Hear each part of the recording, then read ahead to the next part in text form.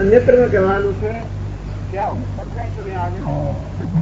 આ સૂર્ય ચંદ્ર પૃથ્વી સ્વર્ગ આ પાંચ નાના પદાર્થો પોતપોતાના સ્થાને ભગવાન એવું સમજાવે છે કે સૂર્યનો બરોબર ઉત્પાદન આપણે ધારો કે આપણા આશ્રમ ની અંદર કે કોઈ મોટા ધારો કે આપણે કોઈ થોડું ફંક્શન રાખ્યું હોય, કોઈ ઉત્સવ રાખ્યો હોય, તો આપણે હલોને લાઈટ ક્યાં મૂકી છે? ઉપર મૂકી. એટલે આખું જે છે આખી પણ આપણા આશ્રમ પ્રકાશિત થાય. તો ભગવાને સૂર્ય ક્યાં છે ક્યાં રાખ્યો છે?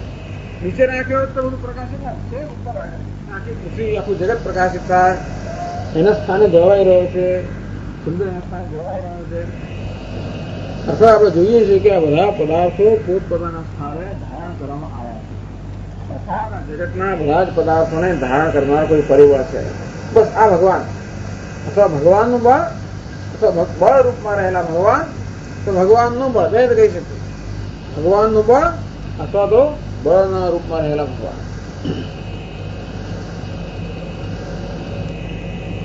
તથા છે મંત્રવર્ણ આ જ વસ્તુ વેદમાં કહેવામાં આવી. येन देव उग्रा पृथ्वी च दृढ़ायते. चलो અહીંયા સમજાય આ મંત્ર કહે છે. येन એને કારણે દેવ ઉગ્રા, દેવ એટલે સ્વર્ગ. સ્વર્ગ એટલે છે પ્રજ્વલિત છે ને બધા દેવતાઓ ત્યાં છે, સૂર્ય ચંદ્ર વગેરે બધા પ્રજ્વલિત પ્રકાશ પદાર્થો ત્યાં છે. તો જેને કારણે સ્વર્ગ જે છે કે આકાશ છે કે પ્રકાશમય છે. પૃથ્વી છે દૃઢા, આ પૃથ્વી દ્રઢ છે, છૂટી પડી જતી નથી. એના જેને કારણે એમ કરીને વેદ પણ કહે છે કે કઈ એવો પરિબળ છે ઈશ્વરનું જેને કારણે આ સ્વર્ગ છે આકાશ પ્રકાશમાન છે અને પૃથ્વી દ્રઢ છે. સદાધાર પૃથ્વી એ પણ કહ્યું છે મંત્રમાં. એને પૃથ્વીને ધારણ, એ પૃથ્વીને ધારણ કરે છે, ધારણ કરે ઇત્યાદિ છે. અતઃ ગામ આવેશ છે ભૂતાની ચરાચરાની ધારયામી. તેથી પૃથ્વીમાં પ્રવેશ કરીને જળ અને ચેતન જે પદાર્થો છે એ બધાનું ધારણ કરું છું. એ યુક્ત ઉત્તમ એ જે ભગવાન કહ્યું છે એ યોગ્ય. આ ભગવાનની બીજી વિભૂતિ ભગવાન બળ સ્વરૂપ છે. કામ રાગ રહિતના સાત્વિક બળ સ્વરૂપ ભગવાન આ જગતમાં બધા જ પ્રાણીઓને ધારણ કરે છે. ટૂંકમાં પૃથ્વી વગેરે પદાર્થોમાં બીજાને ધારણ કરવાનું જે બળ છે એ બળ કોને કારણે છે? ભગવાન. આ ટેબલ પણ અત્યારે મને આ ટેપ રેકોર્ડર ધારણ કરી દઉં. ટેબલ ધારણ આવે પડી જાય કે ના પડી જાય? આ ટેબલની જગ્યાએ ધારો કે રૂનો ઢગલો હોત, એને મુજબ તો પુનઃ ધારણ થયું હોય. રૂમાં ધારણ કરવાની શક્તિ નથી, ટેબલમાં ધારણ કરવાની શક્તિ છે. કોને કારણે છે? ઈશ્વર કારણે. રૂ ધારણ કરે છે એની રીતે, રૂ એની રીતે ધારણ કરતું. એમ દરેક વસ્તુ પોતપોતાની શક્તિ પ્રમાણે ધારણ કરતી હોય છે. ભગવાન એ બળ ભારે પડે. પછી આગળ કહે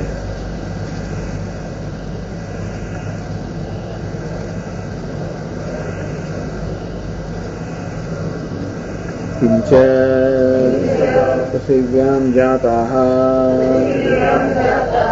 ઓષધીઃ સર્વાઃ વ્રીહિયવાદ્યાઃ ઉષ્ણામે પુષ્ટિમતે રસસ્વાદમતીશ્ચ કરોમિ સોમો ભૂત્વા રસાત્મકઃ સોમઃ સર્વરસાત્મકઃ રસસ્વભાવः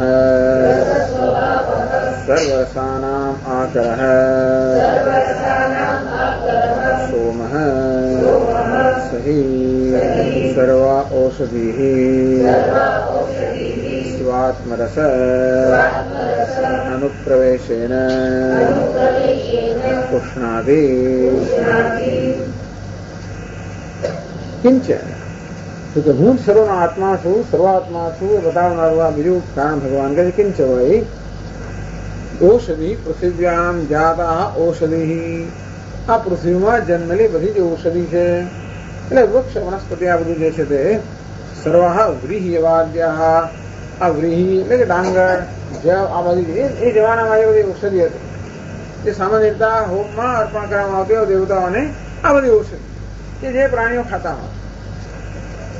પુષ્ણામી, ભગવાન કહે છે કે આ બધી વનસ્પતિને હું પોષણ આપું છું. પુષ્ટિમતી કરોમી, આ બધાને પુષ્ટિ કરું, બધાને પોષણ પ્રદાન કરું છું. રસા સ્વાદ મદિશ્ય કરોમી, એ દરેક મને તો રસ હોય, દરેકનો એક સ્વાદ હોય. ભગવાન કહે છે કે આ બધી ઔષધિને વનસ્પતિને રસ પ્રદાન કરનાર, સ્વાદ પ્રદાન કરનાર. પછી આપણે આ વનસ્પતિનો આહાર કરીએ તો એમાંથી આપણને પોષણ મળે છે. એટલા જ માટે કે આ વનસ્પતિમાં પોષણ શક્તિ છે, પૃથ્વીમાં એક ધારણ શક્તિ છે, વનસ્પતિમાં એક પોષણ શક્તિ છે. અને બીજામાં શું છે? રસ છે. એક રસ પણ છે, સ્વાદ શક્તિ, અને બીજી પોષણ શક્તિ. રસા સ્વાદ મદિશ્ય કરોમી, કેવી રીતે? સોમો ભૂત્વા, સોમ બનીને રસાત્મક સોમ. સોમ એટલે ચંદ્ર.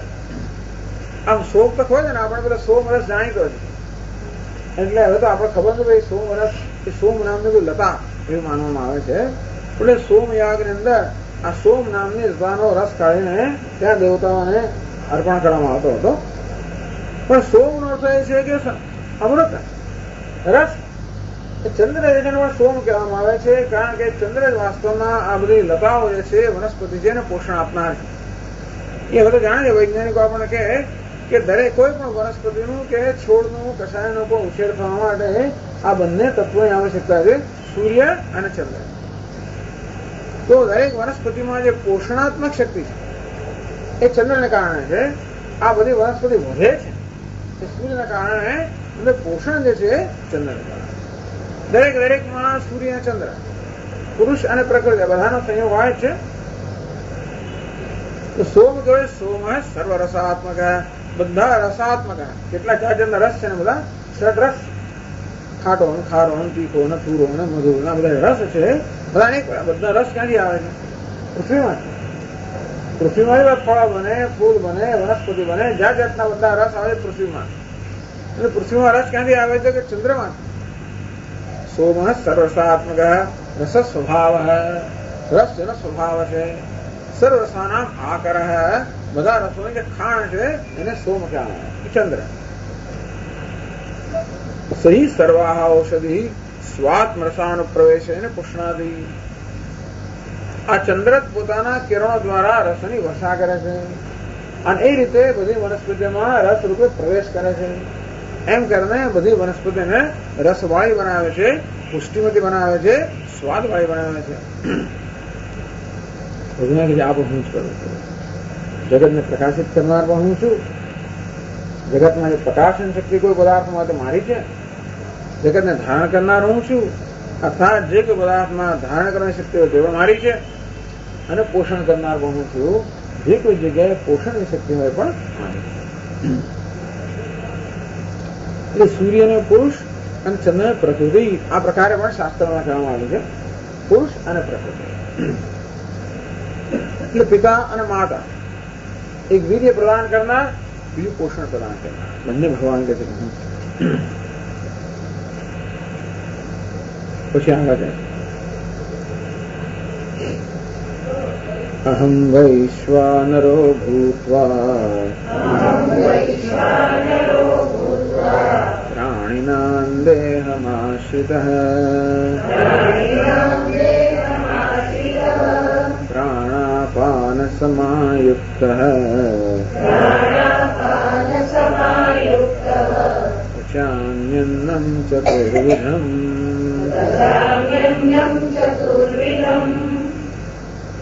અહમ વૈશ્વાનરો ભૂત્વા, હું પોતે વૈશ્વાનર બનીને, પ્રાણીના દેહમાશ્રિતઃ, વૈશ્વાનર બનીને હું જ બધા પ્રાણીઓના દેહમાં રહેલો છું. ત્યારે શું કરે છે ભગવાન?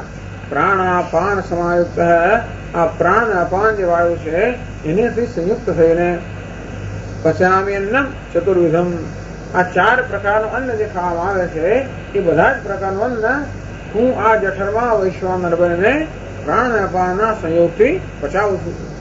તો પાચન શક્તિ કોની છે? ભગવાનની છે. પોષણ શક્તિ ભગવાનની, પાચન શક્તિ ભગવાનની, ધારણ શક્તિ ભગવાનની, પ્રકાશન શક્તિ ભગવાન. તો બાકી ટૂંકમાં ભગવાન આ પોતાની વિભૂતિ બતાવે છે. આ રૂપમાં ભગવાન સર્વત્ર રહેલો, સર્વનો આત્મા એટલે સર્વવ્યાપી, સર્વમાં રહેલો છે. ભગવાન સર્વમાં કેવી રીતે રહેલો છે? વાસુદેવ સર્વને કેવી રીતે? કેમ વાસુદેવના દર્શન કરવા? તો આપણે પેલા શ્રી કૃષ્ણ રૂપના દર્શન ના થાય, પણ આપણે પૃથ્વીમાં કેમ દર્શન થાય? જો ધારણ શક્તિ, રસની અંદર પોષણ, રસાસ્વાદ કે પોષણ શક્તિ, આમ દરેક જગ્યાએ આપણે ભગવાનના દર્શન કરીએ. એટલે ભગવાન સર્વનો આત્મા છે. कैसे भाष्य में अहमेव वैश्वानरः उदरस्थः अग्निर्भूत्वा अयमग्निः वैश्वानरः योऽयम् अन्तःपुरुषे येन इदमन्नं पच्यते इत्यादि श्रुतेः वैश्वानरः सन् प्राणिनां प्राणवतां देहमाश्रितः प्रविष्टः प्राणापानसमायुक्तः प्राणापानाभ्यां समायुक्तः संयुक्तः पचामि भक्तिं करोमि चतुर्विधं चतुष्प्रकारम् अन्नम् अशनं भोज्यं भक्ष्यं चोष्यं लेह्यं च भोक्ता वैश्वानरः अग्निः भोज्यमन्नं सोमः तदेतत् उभयम् अग्निशोमौ सर्वमिति पश्यतः अन्दोषलेपो न भवति.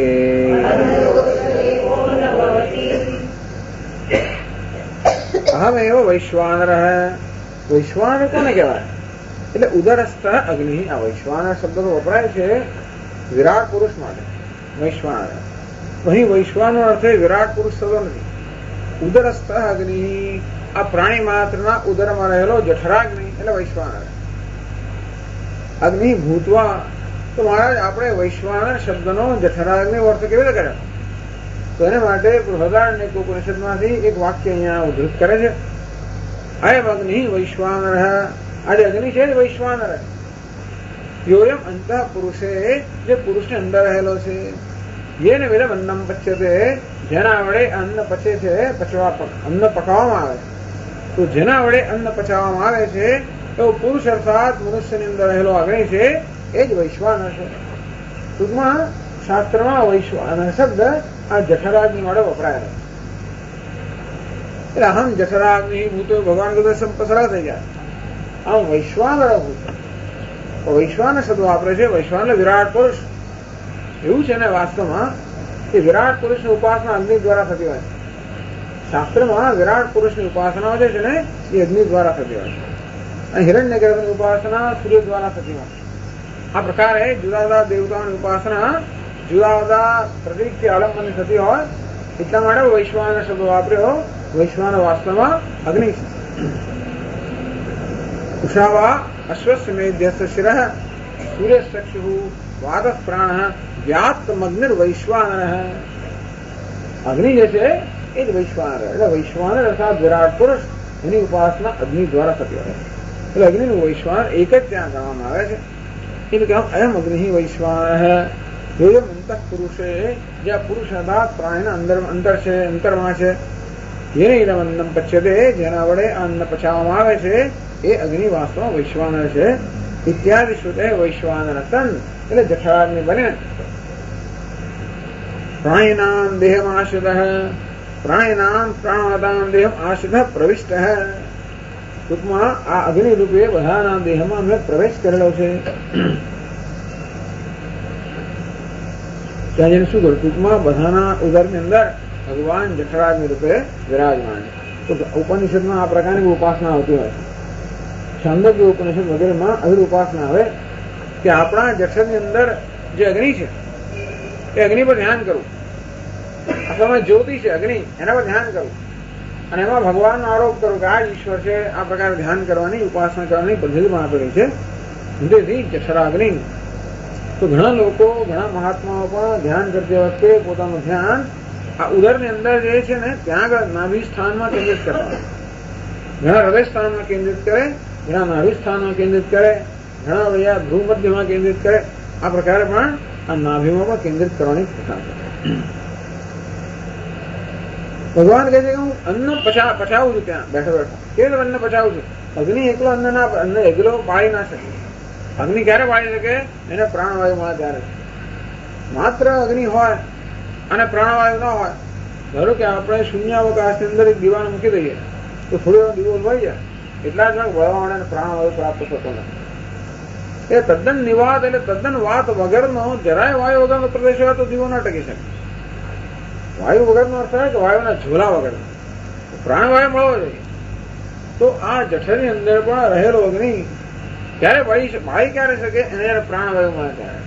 એટલે ભગવાન પ્રાણ અપાન સમાયુક્ત આ પ્રાણ અપાન સાથે સંયોજાય નહીં. તો જેવી રીતે પેલું લુહાર આવતો હોય અને એની ભઠ્ઠી હોય, ભઠ્ઠીને પ્રગટાવે, એની પાસે પેલું શું કહેવાય ને ધમણી, પછી ધમણી નામ બરાબર એ દબાવે એટલે હવા નીકળે એનાથી પછી જે અગ્નિ પ્રજ્વલિત. એ એક ધમણી છે, આ ફેફસા રૂપી ધમણી ભગવાન સતત એને દબાવતા હોય. એને કારણે આ વાયુ ઉપર જે જાય ને, વાયુ પ્રાણ ઉપર આવે, અપાન નીચે જાય, પ્રાણ ઉપર આવે, નીચે જાય.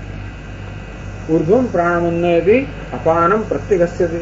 કઠોપનિષદ કહે છે કે મધ્યવાસિન આ મધ્યમાં પરમાત્મા વિરાજમાન છે. એ જ ત્યાં બેઠો આખો દાડો કામ કર્યા કરે છે.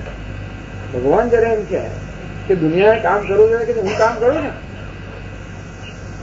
ભગવાન કહે છે કે હે પાર્થ, મને કોઈ જાતનું ખરેખર કોઈ કારણ નહીં આપણું કામ કરવાનું. મને પાર્થ અસ્તિ કર્તવ્યમ ત્રિશુલોકેશુ કિંચન નાનવાપ્તમ વાપ્તવ્યમ વર્ત એવ ચ કર્મણિ છતાં હું સતત કર્મ પ્રવર્તમાન છું. યદિ ક્ષયમ ન વર્તેયમ જાતુ કર્મણ્ય તંત્રિતઃ હું વર્તમાન વર્તેયમ મનુષ્યાઃ વનવર્તેય મનુષ્યાઃ પાદ સર્વશ ઉત્સીદેયુ ઇમે લોકાઃ.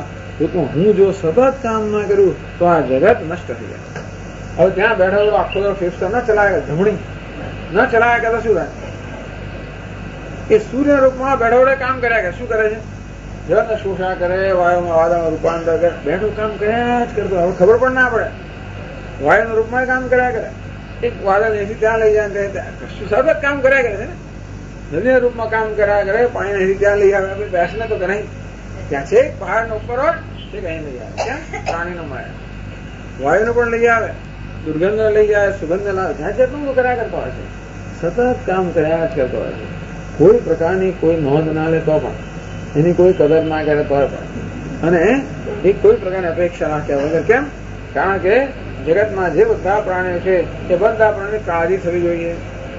બધા પ્રાણીઓને જયારે જે જોઈએ એ વસ્તુ મળવી જોઈએ. તે માટે સતત કામ કર્યા.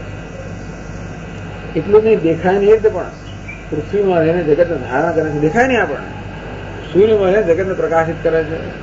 ચંદ્રમાં રહીને બધા વનસ્પતિને પોષણ આપે છે. એટલું ખરું પાછું. હવે પાછો બધાના જઠરમાં રહીને કામ કર્યા કરે છે. એક તો આ શ્વાસ એ ધમણી ચલાવ્યા કરે છે, પ્રાણ અપાન ઉપર નીચે જાય છે. અને એવું છે ને કે આપણે ખાલી એક વાર હવા આપી તો પણ એમાં જેટલો પ્રાણવાયુ વગર ખર્ચાઈ ગયો પછી વાર કંઈ ના કરે. નવી નવી હવા જોઈએ એટલે ધમણીની જરૂર પડે. પ્રાણવાયુ ખર્ચાયો, કાર્બન ડાયોક્સાઇડ ઉપર આવે, પ્રાણવાયુ નીચે જાય. એમ કરતા કે અંગારવાયુ ઉપર આવે, પ્રાણવાયુ નીચે જાય, અંગારવાયુ ઉપર આવે. હું બેઠો કર્યા કરે ભગવાન. જેથી આપણા જઠરમાં જે અગ્નિ છે, અગ્નિ પ્રજ્વલિત થાય. આપણે હોમ કે હવન કરી ત્યારે પણ આખો દાડો આપણે પવન નાખવો પડતો હોય છે. મેરું ઘી રેડિનેટ કરીને તો અગ્નિ બળી જાય, અગ્નિ બીજા શાંત થઈ જાય. એને તો હવા પણ છે, પ્રાણવાયુ છે. આખો દાડો પછી આપણે હવા નાખ્યા કરવું પડે. તેમ ભગવાન કહે છે કે જઠરમાં બેઠા પેલો હું આ પ્રાણ ને પાણ મદદથી સતત અન્ન પચાવ્યા કરું છું. શું કામ કરે છે? બસ કર્યા કરો. કેમ? મેં ઉત્પન્ન કર્યું એટલે ચલાવવું મારી જવાબદારી છે. બીજા કોઈ ના ચલાવો કેમ? હું ચલાવ્યા કરીશ. ભગવાન કહે છે એટલે ધર્મ એનું નામ જ કહેવાય. ધર્મ એટલે આ સમગ્ર જગતને ધારણ કરવું. પ્રાણાપાનાભ્યામ સમાયુક્ત સંયુક્ત પચામી ભક્તિમ કરોમી. એટલે પચાવું. ટૂંકમાં છેલ્લો ખોરાક ત્યાં પચે છે, પાકે છે. ખોરાક જો ભગવાન બધી જગ્યાએ પકાવતો છે. આ જે અન્ન પકાવતો હોય છે ને ભગવાન, પેલા ક્યાં અગ્નિના રૂપમાં, પેલા કે ખેતરમાં પકવે. સૂર્યના રૂપમાં અગ્નિ છે ને, એનું જે તેજ છે એનાથી પહેલા તો ખેતરમાં આબાદ દાણાને પકવે, બાકી આપણે ખાઈ ના શકીએ. પછી આવે રસોડામાં અગ્નિ છે એમાં ત્યાં પકવે પાછું, ત્યારે એને ખીચડી બને, રોટલી બને. પછી પાછું અંદર જઠરમાં અગ્નિ ત્યાં છેલ્લું પકવે, ત્યારે આપણે પોષણ મળે, બાકી ના મળે પોષણ. બધી જગ્યાએ અગ્નિના રૂપમાં રહીને આ ભગવાન સતત કેટલું કર્યા કરતો, વિચાર કરો કેવું કર્યા કરે છે બધી જગ્યાએ રહીને. કેમ? જેથી પ્રાણીઓનું પોષણ મળે, પ્રાણીઓનો ખોરાક પચે, એમનું જીવન ટકી રહે, નથી રહે, એમનું જીવન ચાલે, બધું એના માટે સતત આ પ્રકારે કામ કર્યા કરતા હોય. લોકો તો ખા જ કરતા હોય, બિચારા અગ્નિને શાંત રહેવા જ ના દે, એવું થતું હોય ઘણી વાર. એટલે ત્યાં આગળ આપણા બ્રાહ્મણ માણસમાં ચાલતું હતું કે ભગવાન કહે છે કે હું તો મારા જે નિષ્કામ ભક્તો છે એ નિષ્કામ ભક્તોના હૃદયમાં વિશ્રાંતિ મળે. આમ તો મારા સકામ ભક્તોના હૃદયમાં હોવું ખરો, એટલે વિશ્રાંતિ ના મળે. શું થાય ને, સકામ પેલો ભક્તો હોય ભાઈ કામ ના કરે એટલે ભાઈ ભગવાને ચટપટી થાય, ભગવાને કામના પૂરી કરવી પડે, એટલે ભાઈ પાછી કામના પૂરી કરવાનું એમ પ્રવૃત્ત થવું પડે. એ કામના પૂરી ભાઈ બીજી કામ ના કરે, એટલે ભગવાનને શાંતિથી ના રહેવાય. આ સકામ ભક્તો હોય એમના હૃદયમાં ભગવાને શાંતિથી ના રહે. નિષ્કામ ભક્ત એના તો ભગવાન વિશ્રાંતિ મળે, કોઈ કામના નથી, એમણે કોઈ પ્રકારની ખલેલ ત્યાં નથી પડતું. પણ આપણે તો પેલા જેઠા સીધા આપણે કોઈ દિવસ શાંત રહેવા જ ના થઈએ, શાંતિથી જરાક ખેલું ના થયું એક અંદર ઓર્યું, અંદર પાછું પ્રવૃત્ત થઈ જાય, જરાક પાછું ઓર્યું પ્રવૃત્ત થઈ જાય. તો છતાં જે કઈ ઓરવામાં આવે એ બધું ત્યાં પકાવતું. ચતુર્વિધમ, ચાર પ્રકારનું અન્ન, ચાર એટલે અન્ન ખાવાની ચાર રીતો છે. અન્ન અશનમ એટલે અન્ન અશનમ, ભોજ્યમ, ભક્ષ્યમ, ચોષ્યમ, લેખ્યમ છે. ચાર રીતે પ્રાણીઓ અન્ન ખાતા હોય, માણસ ચાર રીતે ખાતા હોય, તો બધા પ્રાણીઓ બધી રીતે ના ખાતા. એટલે તત્રયત દંતૈ અવખંડ્ય ભક્ષ્યતે અપુપાદી તદ ભક્ષ્યમ. ભક્ષ્ય કોને કહેવાય? દાંતથી ચાવીને ખાવામાં આવે નામ છે ભક્ષ્ય. જેમ કે અપુપાદી પરોઠા હોય, પૂળા હોય, માલપુડા વગેરે હોય, એને આપણે ચાવી ખાતા હોઈએ એને કહેવાય ભક્ષ્ય.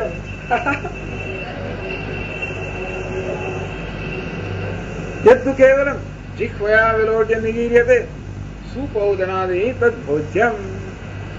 બીજું અન્ન કયા પ્રકારનું હોય? દાળ હોય, પછી ભાત હોય, એને દાંતથી ચાવવાની જરૂર ના પડે. આપણે તો ભાતને ચાવીએ, ઘણા લોકો ભાતને ચાવવાની બહુ જરૂર જોતા છે. ઘણા લોકો ભાતને બહારથી જ એને બહાર જ મસળી નાખે, બહારથી મસળી નાખે, એટલે સરસ નાના તળા બનાવે, એટલે પછી ફટાફટ ન ઉતરી જાય.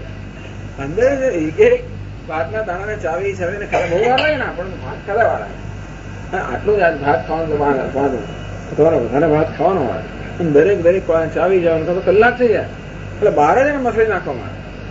પછી એમ નાના દડા બનાવવામાં આવે, પછી જે ઝડપથી 5 મિનિટમાં બધું સફાત થઈ જાય. તો દાળ વગેરે જે છે એ પણ આપણે એ દાંતથી ચાવીને ખાતા નથી, છતાં જીભથી આપણે એને જીભ પર રાખીને પછી ધીમે ધીમે આપણે એને ખાતા હોઈએ છીએ. સૂપ શબ્દ સંસ્કૃતમાં પણ છે.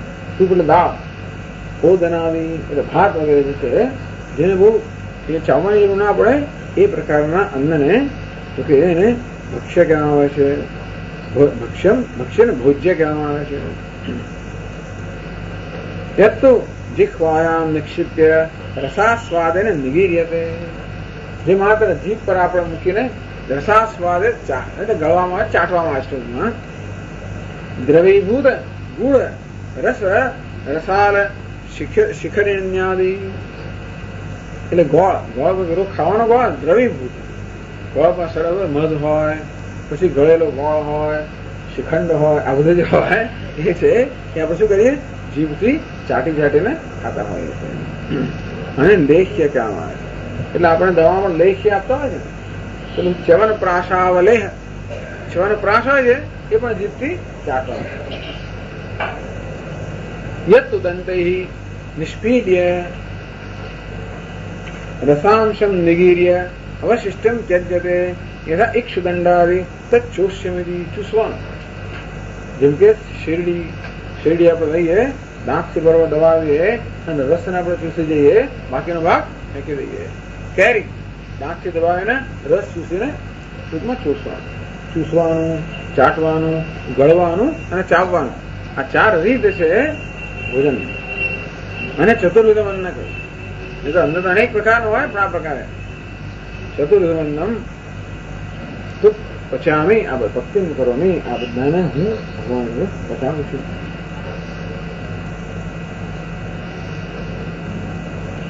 એમ કરતા અહીંયા શંકરાચાર્ય મહારાજ એક ઉપાસનાની પણ વાત કરે છે. ભોક્તા વૈશ્વાનર અગ્નિ ભોજ્યમ અન્નમ સોમ તદેતદુભયમ અગ્નિશોમો સર્વમિતિ પશ્યતઃ. તો જો હવે ભોગતા કોણ છે? આપણા દેહમાં પચન કોણ કરે છે? ભોગવે છે કોણ? ખાય છે કોણ? ખાનાર કોણ છે? તો પેલો અગ્નિ એ કોણ છે? ભગવાન જ છે ને. હવે જે ખાવામાં આવે છે એ અન્ન કોણ છે? એ ભગવાન જ થયો ને. તો ભગવાન પોતે જ વનસ્પતિ બની, ઔષધિ બની ગયો. એને જ ખેતરમાં અન્ન પકાવ્યું, વળી એને જ પાછું વળી આપણા રસોડામાં અન્ન પકાવ્યું. એ આહાર બનીને આપણી સમક્ષ રહેલો છે. માટે જે ખાવામાં આવે છે એ કોણ છે? એમાં ભગવાન. ભોજ્યમ અન્નમ સોમ. સૂર્ય ચંદ્ર તો અગ્નિ ચંદ્ર. આ ચંદ્ર જે ભોજ્ય અન્ન છે અને અગ્નિ કોણ છે? ભોગતા છે. ભગવાન જ પોતે અગ્નિના રૂપમાં ભોગતા છે અને ભગવાન પોતે અન્નના રૂપમાં ભોજ્ય. બસ ઈશ્વર જગતમાં રહીશું ભોગતા અને ભોજ્ય. બસ આ જગત બેનું બનેલું છે, ભોગતા અને ભોજ્ય, દ્રષ્ટા અને દૃશ્ય. ભોગતા અને ભોજ્ય. ભોગતા પણ ભગવાન, ભોજ્ય પણ ભગવાન. તદ એતદ ઉભયમ અગ્નિશોમમ સર્વમ. અને જગત સમગ્ર કેવું છે? આ ભોગતા ભોજ્ય રૂપ, અગ્નિ સોમ રૂપ અથવા ઈશ્વર રૂપ છે. એથી પશ્યતઃ તે ભોજન કરતી વખતે આ પ્રકારનું જે દર્શન કરે, આ પ્રકારનું ધ્યાન મનમાં કરે, આ પ્રકારની ભાવના મનમાં કરે. અન્ન દોષ લેપ ન ભવતી. તો અન્નની અંદર જે કે દોષ હોય, આપણે અન્ન લઈ ખાઈએ એટલે અન્નના દોષ પણ આપણને આવવાના જ છે. જીવનમાં કોઈ વસ્તુ આપણે ગ્રહણ કરીએ એટલે એની સાથેના દોષ આવવાના જ. ધન સાથે એના દોષ આવવાના. એટલા દાનની પ્રથા છે જેથી એ દોષ દૂર કરી શકે. કર્મ હોય એમાં દોષ આવવાનો. માટે ઈશ્વરને અર્પણ કરવાની બુદ્ધિ હોય તો એ દોષથી આપણે મુક્ત રહીએ. ભોજન કરીને દોષ આવવાનો. એટલે તો ભોજન કરતી વખતે પણ જો ભગવાનનું ધ્યાન કરવામાં આવે કે ભોગતા પણ ભગવાન છે, ભોગી પણ ભગવાન છે, તો એ અન્નમાં જે દોષ રહેલા હોય એ દોષ હોવા છતાં પણ અન્ન ખાનારને લાગે નહીં. એટલે મહાત્માઓ સમજાવતો હોય છે કે અન્નમાં કયા પ્રકારના દોષ રહેલા હોય. સ્વભાવ દોષ, નિમિત્ત દોષ, આશ્રય દોષ, સ્વત્વ દોષ. સ્વભાવ દોષ કેટલુંક અન્ન સ્વભાવથી દૂષિત છે. જેમ કે માંસ, મચ્છી વગેરે, કાંદા, લસણ વગેરે આવું અન્ન છે એ સ્વભાવથી દૂષિત છે. એ ખાઈએ તો દોષ લાગે છે. બીજું નિમિત્ત દોષ. નિમિત્ત આ કોણે બનાવ્યું છે અન્ન એ પણ મહત્વનું. ટૂંકમાં રસોઈ બનાવવાના કોણ છે, કયા પ્રકારની ભાવના છે, એ વ્યક્તિ જે છે એને બરોબર સ્નાન કર્યું છે કે નહીં, શુદ્ધ છે કે નહીં, એ બધું જોવાનું હોય. અને કયા પ્રકારની ભાવના, ટૂંકમાં કયા પ્રકારની ભાવના છે. બહુ બધા જાતના નિયમો કરવામાં આવે છે અન્ન માટે. કોની નજર ના પડવી જોઈએ, કોનો પડછાવા ના પડવો જોઈએ, શું ના થયું, જાતનું કહેવામાં આવે છે. એટલા જ માટે કે આ બધાને કારણે અન્નમાં દોષ આવી જતો હોય છે. એટલે બહુ પહેલા જયારે પરમધામમાં અમે બહારથી ટિફિન મંગાવીએ એટલે પછી ત્યાં પુરાણ આશ્રમના મહારાજ થયા આપણે દિવ્યાનંદજી. મને કે શું, હું કહું ટિફિન ના મંગાવાય. ટિફિન બહારથી મંગાવો એટલે કેટલા લોકોને પડશે અને કેટલા લોકોને દ્રષ્ટિ પડે, એવું ખવાય જ નહીં. એટલે ટ્રેડિશનલ જે લોકો હોય, ટૂંકમાં જે રૂઢીને સંપ્રદાય અનુસરણ કરનારા હોય એ બધું ના ખાય. પણ ટૂંકમાં આવો દોષ લાગી જાય. એટલે નિમિત્ત દોષ, આશ્રય દોષ. કઈ જગ્યાએ રસોઈ બનાવવામાં આવે એ ચોખ્ખી છે કે નહીં, કયા વાસણો બનાવે એ ચોખ્ખી છે કે નહીં. વળી અન્ન જે છે એને બરોબર ચોખ્ખું કરવામાં સંસ્કાર, સંસ્કૃત છે. ધારો કે આપણે ઘઉં ને ચોખાનું ખાતા હોય તેમાં પણ કોઈ પ્રકારનો બધું એમાં કઈ જીવ જંતુ રહી ગયા છે કે નહીં, શાકભાજીમાં કશું રહી ગયું છે કે નહીં. એ તો ઈયળ પાપડી જોડે બધું બફાતું હોય અને પેલા સમારતા ખચડ ખચડ ખચડ એ જોડે બધી વસ્તુઓ, આ બધા દોષ. આ બધા નિમિત્ત દોષ પણ આશ્રય દોષ પણ રહેલા છે. થોડો સ્વત્વ દોષ. સ્વત્વ દોષ એટલે આ અન્ન જે ખરીદવામાં આવ્યું એ કયા પ્રકારના પૈસાથી ખરીદવામાં આવ્યું, એમાં પ્રામાણિકતા છે કે નહીં. નહીં જે ધનથી અન્ન ખરીદવામાં આવ્યું એમાં જે દોષ હોય એ પણ અન્નમાં આવે અને એ દ્વારા જે ભોજન કરનાર એમાં આવે. આ બધા દોષોને કારણે કેટલાક લોકો એવા ભીરું હોય છે કે ક્યાંય ભોજન જ ના કરે. કોઈ જગ્યાએ જમવા જાય, કોઈ જગ્યાએ કે મારા બાપુજી ક્યાંય જમતા જ નથી કહી દે, અથવા કોઈના હાથનું ના ખાય. આમ પોતે જ સ્વયં પાકી હોય છે માટે જેથી આવા કોઈ દોષ અન્નમાં આવે. એટલા માટે ઘણા લોકો સ્વયં પાકી તો કે છે કે ભોજન કરતી વખતે કદાચ આપણે બધા દોષો ગમે તેટલી દરકાર કરી તો પણ બધા પ્રકારના દોષોનું કદાચ નિવારણ ન કરી શકીએ, અંતો ભોજન કરતી વખતે આ પ્રકારની ભાવના આપણામાં હોય કે ભોજન કરનાર ભગવાન છે અને ભોજન ભગવાન છે. આ ભોગતા અને ભોજનનું જે સમગ્ર જગત બની રહેલું છે એ સમગ્ર જગત ભગવાન જ છે. એ પ્રકારની ભાવના કરતા કરતા ભોજન કરવામાં આવે તો અન્નના આ બધા દોષ આપણને ન લાગે. તો અમે પ્રાસંગિકમ સફલમ ધ્યાનમ દ્રષ્ટવ્યમ. આ શ્લોકમાં કહેવાની જરૂર નથી. આ શ્લોકમાં ભગવાનનું કહ્યું 2 શ્લોકમાં, ત્યારે શંકરાચાર્ય પ્રાસંગિક વસ્તુ કઈ જોડે થોડી બીજી કોઈ માહિતી પણ આપતા છે ને એ માહિતી આપી કે આ પ્રકારે ભાવના રાખવાથી આનંદ દોષ નાખતા.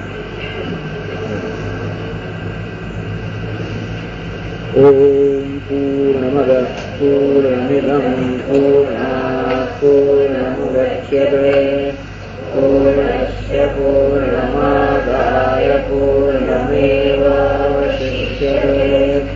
ઓમ શાંતિ શાંતિ શાંતિ. શંકરં શંકરાચાર્યં કેશવં બાદરાયણં સૂત્રભાષ્યકૃતો વંદે ભગવन्तौ પુનઃ પુનઃ. ઈશ્વરો ગુરુરાત્મેતિ મૂર્તિભેદવિભાગિને વ્યોમવદ્વ્યાપ્તદેહાય દક્ષિણામૂર્તયે નમઃ. ઓમ શાંતિ શાંતિ શાંતિ. હરિ ઓમ શ્રી ગુરુભ્યો નમઃ. હરિ ઓમ. ઓમ નારાયણઃ પરો વ્યક્તાत्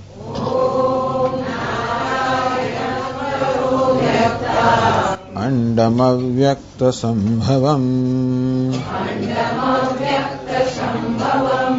અંડસ્યાन्तસ્ત્વિમે લોકાઃ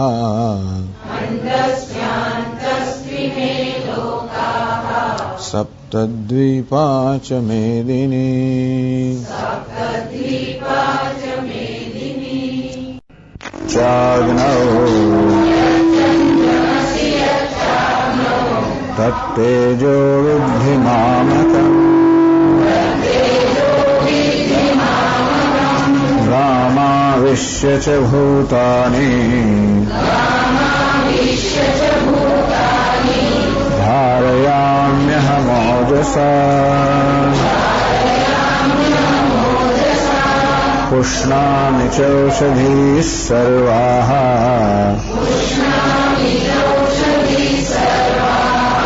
સોમો ભૂત્વા રસાત્મકઃ.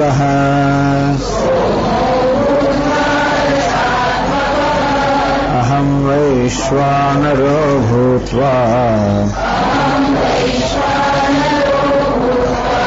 પ્રાણિનાં દેહમાશ્રિતઃ.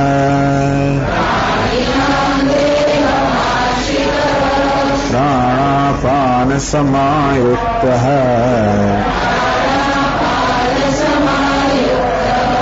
પચામ્યન્નં ચતુર્વિધम्. આ 4 શ્લોકોમાં ભગવાન પોતાની વિભૂતિનું વર્ણન કરે છે. સર્વાત્મત્વમ, સર્વવ્યવહારાસ્પદત્વમ, કે ભગવાન સર્વનો આત્મા છે जड़ चैतन्य जगत છે સર્વ આત્મા ભગવાન છે સર્વ વ્યવહાર આસ્પદત્વ અને જે કે વ્યવહાર થયેલો છે એ બધા વ્યવહારનો આશ્રય બધો વ્યવહાર જેને કારણે થાય છે એ ભગવાન છે. ભગવાન સર્વનો આત્મા છે અને ભગવાનને કારણે અસર વ્યવહાર સંભવ છે એ ભગવાનના 4 શ્લોકમાં બતાવી રહ્યા છે. પહેલા તો કહ્યું કે સૂર્ય ચંદ્ર અગ્નિ જેનું તેજ સમગ્ર જગતને પ્રકાશિત કરે છે અર્જુન તે મારું તેજ છે. અર્થાત હું જ સમગ્ર જગતને પ્રકાશિત કરનાર છું. એમ પણ કહેવાય કે સૂર્ય ચંદ્ર અગ્નિ જે પદાર્થો જગતના પદાર્થોને પ્રકાશિત કરી શકે છે એ મારે કારણે. આમ સૂર્યમાં સૂર્યપણું, ચંદ્રમાં ચંદ્રપણું, અગ્નિમાં અગ્નિપણું મારે કારણે છે. અને હું સમગ્ર જગતને પ્રકાશિત કરું છું મારે કારણે આ જ્યોતિષ્માન પદાર્થો જગતને પ્રકાશિત કરે છે. એમના રૂપમાં હું જોયેલો છું અથવા તો એમનો ચૈતન્ય છે એ હું છું. ચૈતન્ય આ સૂર્ય ચંદ્ર અગ્નિ દ્વારા પ્રકાશના રૂપમાં પરિણમીને સમગ્ર જગતને પ્રકાશિત કરે છે. ગામાવિશ્ય ભૂતાની ધારયામિ અહમ ઓજસા. ગામ અર્થાત પૃથ્વી કે સમગ્ર જગતમાં પ્રવેશ કરીને ઓજસા મારા જગતથી હું જ આ સમગ્ર જગતને ધારણ કરું છું. આમ તો એમ કહેવાય કે પૃથ્વી બધા પદાર્થોને ધારણ કરે છે. પૃથ્વીમાં એક ધારણની શક્તિ છે, ધારણ કરવાની શક્તિ છે. ભગવાન કે મારે કારણે છે. હું વાસ્તવમાં પૃથ્વીને આ ધારણ કરવાની શક્તિ પ્રદાન કરું છું. હું જ પૃથ્વી દ્વારા પદાર્થને ધારણ કરું છું. મારે કારણે પૃથ્વી જગતને ધારણ કરે છે. એટલે મારે કારણે સૂર્ય ચંદ્ર જગતને પ્રકાશિત કરે છે. મારે કારણે પૃથ્વી બધાને ધારણ કરે છે. મારે કારણે જળ બધાને તૃષા છુપાવે છે. મારે કારણે વાયુ બધા પ્રાણ ધારણ કરે છે. મારે કારણે આકાશ બધાને અવકાશ પ્રદાન કરે, બધું કરી શકાય. આ બધું મારે કારણે અર્થાત આ બધો વ્યવહાર છે. ધારણ કરવાનો, તરસ છુપાવવાનો, પ્રકાશિત કરવાનો, પ્રાણ ધારણ કરવાનો, અવકાશ પ્રદાન કરવાનો, આ સર્વ વ્યવહાર થઈ રહ્યો છે એ બધો મારે કારણે છે. કારણ કે ઈશ્વરનો હું જ આત્મા છું. ઈશ્વર રૂપમાં હું જ આ બધો વ્યવહાર કરી રહ્યો છું. આ બધી મારી વિભૂતિ છે.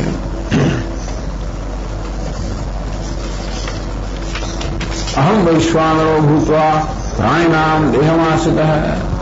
હું જ વૈશ્વાનર બનીને પ્રાણી માત્રના જઠરમાં રહેલો છું. પ્રાણાપાન સમાયુક્ત પશામ્યન્નમ ચતુર્વિધમ. આ પ્રાણ અપાન સમાયુક્ત એ બેના સંયોગથી હું જ 4 પ્રકારનું અન્ન પચાવી રહ્યો છું. અન્ન પચાવનાર પણ હું છું.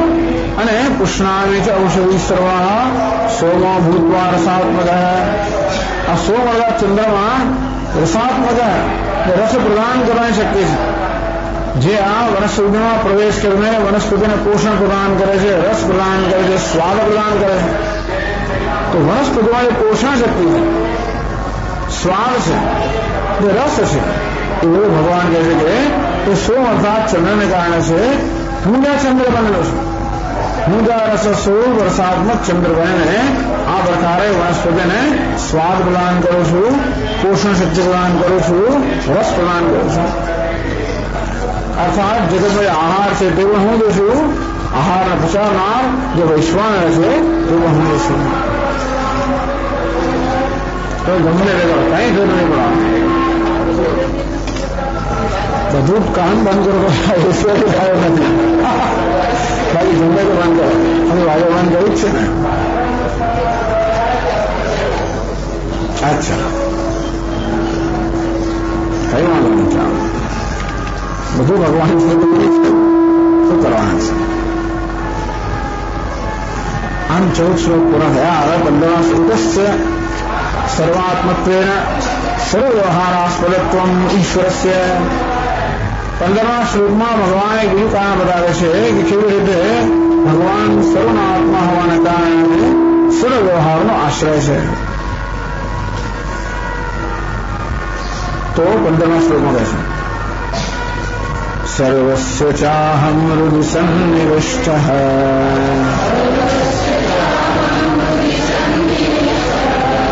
મત્ત સ્મૃતિ જ્ઞાનમપોહનં ચ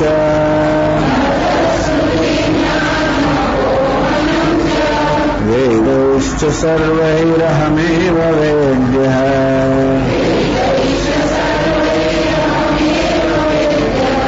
वेदान्तकृत् वेदविदेव चाहम्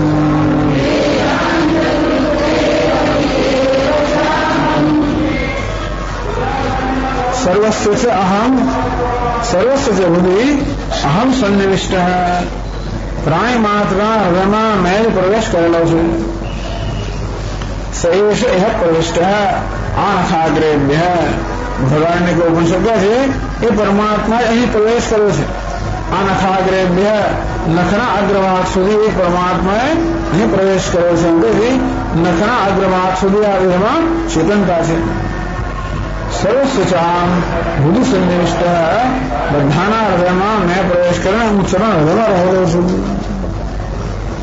ટૂંકમાં પ્રાણી માત્ર હૃદયમાં જે સ્ફુરિત થાય છે આત્મા એ હું જ છું યા તિર્યંગ નર દેવતા વે રહનિત્યંત સ્ફુટા દૃશ્યતે તિર્યંગ નર દેવતા પશુ હોય મનુષ્ય હોય દેવતા હોય સ્ફુટા દૃશ્યતે जो परमात्मा अहम अहम ए રીતે સ્પષ્ટ રીતે બધાના અનુભવ વિષય છે પ્રાણી માત્રના સર્વસ્વચામ જુદું સમય અનુભવ રહેશ છે નહીં હવે એ બધા આપણે વળી અહીંયા ભાગે આપણે બીજું નાનું છે એટલે બધું બહુ પડવા મળે છે મત્ત સ્મૃતિ જ્ઞાનમ અપોહનમ છે મત્ત સ્મૃતિ આ પ્રાણીઓમાં જે સ્મરણ શક્તિ છે સ્મરણ એ પણ મારે કારણે છે જ્ઞાનમ આ પ્રાણીઓ જ્ઞાન પ્રાપ્ત કરી શકે છે મારે કારણે છે અપોહનમ આ એ ભૂલી જવાનું હોય છે તે પણ મારે કારણે છે એટલે આ દ્વારા ભગવાન કે હું કર્મફળ દાતા છું આપણી સ્મૃતિ હોય જ્ઞાન હોય કે પછી ભૂલકણા પણ હોય આ બધું આપણા કર્મનું પરિણામ છે ભગવાન કહે છે કે આ રીતે સર્વના હૃદયમાં આત્મ સ્વરૂપ રહેલો હું જ કર્માધ્યક્ષ છું કર્મફળદાતા છું અને સર્વને પોતપોતાના કર્મ અનુરૂપ આ પ્રકારનું ફળ પ્રદાન કરું છું વેદોશ્ચ સર્વૈ અહમેવ વેદ્યઃ આ બધા વેદોનો પ્રતિપાદ્ય વિષય હું છું ટૂંકમાં બધા વેદોમાં જે જાણવા યોગ્ય છે એ હું છું વેદાંતકૃત વળી વેદનો પ્રતિપાદ્ય વિષય તો હું છું જ વેદાંતકૃત અને વેદનું પ્રતિપાદન કરનાર જે છે વેદાંતકૃત અને વેદાંત સંપ્રદાયકૃત આ વેદાંતના સંપ્રદાય કરતા એટલે વેદાંતના સંપ્રદાયકૃત એટલે વેદાંતના જ્ઞાનનો દુનિયામાં પ્રચાર કરનાર વેદાંતનું જ્ઞાન જે છે એનું વિતરણ કરનાર એ હું જ છું વેદાંત સંપ્રદાય એટલે કે વેદાંતના આચાર્ય જે છે એના રૂપમાં હું છું વેદ તો જો વેદ છે તો વેદને શીખવાડવાના છે આચાર્ય ભગવાન કે વેદ પણ હું છું એનો વિષય પણ હું છું એનું પ્રતિપાદન કરનાર આચાર્ય પણ હું છું અને હવે એનો એ વેદના ઉપદેશને કારણે જે પેલો શ્રોતા ગ્રહણ કરે છે વેદ એ વેદનો જ્ઞાતા પણ એ પણ હું છું વેદ પણ હું છું વેદનું પ્રવચન કરનાર પણ હું છું વક્તા પણ હું છું અને શ્રોતા પણ હું છું હું છું માટે વેદ છે હું છું માટે આ વેદનું પ્રતિપાદન છે હું છું માટે વેદનું શ્રવણ છે હું છું માટે વેદનું જ્ઞાન છે હું છું માટે આ બધું છે એટલે જે કંઈ છે બધા વ્યવહારનો આસ્પદ છે બધા વ્યવહારનો આશ્રય છે એનો અર્થ એ થયો કે જે કોઈ વ્યવહાર જ્યાં પણ ચાલી રહ્યો હોય એનું કારણ ભગવાન છે એટલે ભગવાન આ બધી ભગવાનની વિભૂતિનું વર્ણન કરવાનો મુખ્ય હેતુ ભગવાનનું દર્શન કરવા માટે કે ભગવાન ધ્યાન કરવા માટે તો ઈશ્વરનું ધ્યાન કરવું હોય કે ઈશ્વરનું દર્શન કરવું હોય ચિંતન કરવું હોય તેના માટે આપણને આ જોડી પદ્ધતિ આપવામાં આવે કે જે કોઈ જગ્યાએ કશો પણ વ્યવહાર થઈ રહ્યો હોય તો વિચારી શકીએ કે ઈશ્વર ક્યાં આવે આ 4 શ્લોકોમાં કહેવામાં આવ્યું કે જે વ્યવહાર થઈ રહ્યો છે બધા વ્યવહારનું કારણ ઈશ્વર છે ભગવાને પોતે કેટલો વ્યવહાર સમજાવ્યો કે પૃથ્વી ધારણ કરે છે મારે કારણે સૂર્ય પ્રકાશિત કરે છે મારે કારણે અને બીજા બધા તત્વો પણ જે પોતપોતાનું કાર્ય કરી શકે મારે કારણે વળી અન્ન પણ હું છું અન્નનો ખાનાર પણ હું છું અન્ન પચાવનાર પણ હું છું વળી પ્રાણી માત્ર આત્મા પણ હું છું એમને જેને કારણે જ્ઞાન થાય છે તે પણ હું છું, જેને કારણે એ લોકોને સ્મરણ થાય છે એ પણ હું છું, જેને કારણે લોકો ભૂલી જાય છે એ પણ હું છું, અને વેદ પણ હું, શાસ્ત્ર પણ હું છું, શાસ્ત્રનો ઉપદેશક પણ હું છું, શાસ્ત્રનો શ્રોતા પણ હું છું. બસ આ સિવાય કયો વ્યવહાર હોય? જેને વ્યવહાર બધું ઝઘડો થતો આ વ્યવહાર ચાલી રહ્યો છે અત્યારે. ધારો કે આ લાઉડ સ્પીકર દ્વારા મોટા મોટી ઊંઘો પડાઈ રહી છે, એમાં ભગવાન ક્યાં આવે? સમય આવો તો ભગવાન આવો ભગવાન જ છે. જો બધા તત્વોમાં જે શક્તિ છે ભગવાનની હોય તો અગ્નિ તત્વ જે છે એ અગ્નિ તો ઘણું કામ કરે છે. અગ્નિ દહન કરે છે, અગ્નિ પ્રકાશન કરે છે. અગ્નિ આપણી વાણીનો અધિષ્ઠાન દેવતા છે. અગ્નિ દેવતાનો અનુગ્રહ હોય તો બોલવાનું શક્ય ને. આ બોલાય રહ્યું કોને કારણે? અગ્નિ દેવતા. એટલે કોને કારણે? ભગવાનને કારણે. એટલે જો આપણા બોલવા આ જે અવાજ થાય છે એને કારણે જો આપણે વ્યથિત ના થઈ જઈએ, એને કારણે આપણે ગુસ્સે ના થઈ જઈએ, એને કારણે આપણામાં એવો ભગવાનનું ચિંતન ક્યારે થાય છે કે આપણું મન જ્યારે સ્વસ્થ હોય ત્યારે. પણ મનને સ્વસ્થ કરવા માટે ભગવાનનું ચિંતન છે. મન અત્યારે સ્વસ્થ થઈ જાય તો પણ આપણે વિચારીએ કે ચાલો આમાં ભગવાન ક્યાં આવ્યો પૂછીએ ત્યારે ખબર કે ભાઈ આજે બરાબરની શક્તિ છે ભગવાનને કારણે છે, ભગવાનને કારણે છે. લાઉડ સ્પીકર બધો ભગવાન છે, બધું ભગવાનની શક્તિ છે. ભાઈ વીજળીની શક્તિ ભગવાનની છે, બધી શક્તિઓ ભગવાનની છે. અને આ રીતે આપણે કોઈને કોઈ રીતે જોઈએ તો બધા વ્યવહારનું કારણ છોડ ઈશ્વર છે. વ્યવહાર સારો હોય કે ખરાબ, અનુકૂળ વ્યવહાર હોય કે પ્રતિકૂળ વ્યવહાર હોય, જે કોઈ વ્યવહાર હોય એ બધાનું કારણ ભગવાન છે. એટલે મહાત્મા સમજાવે, ભગવાને કોઈ 10મા અધ્યાયમાં અહમ સર્વસ્વ પ્રભવ મત્ત સર્વમ પ્રવર્તતે, આ સમગ્ર જગતનું સર્જન મારે કારણે છે. અને જો જે કાંઈ પ્રવૃત્તિ થઈ રહી છે એ બધી પ્રવૃત્તિનો પ્રેરક હું છું. બધી જ પ્રવૃત્તિનો પ્રેરક બળ છેવટે ઈશ્વર છે.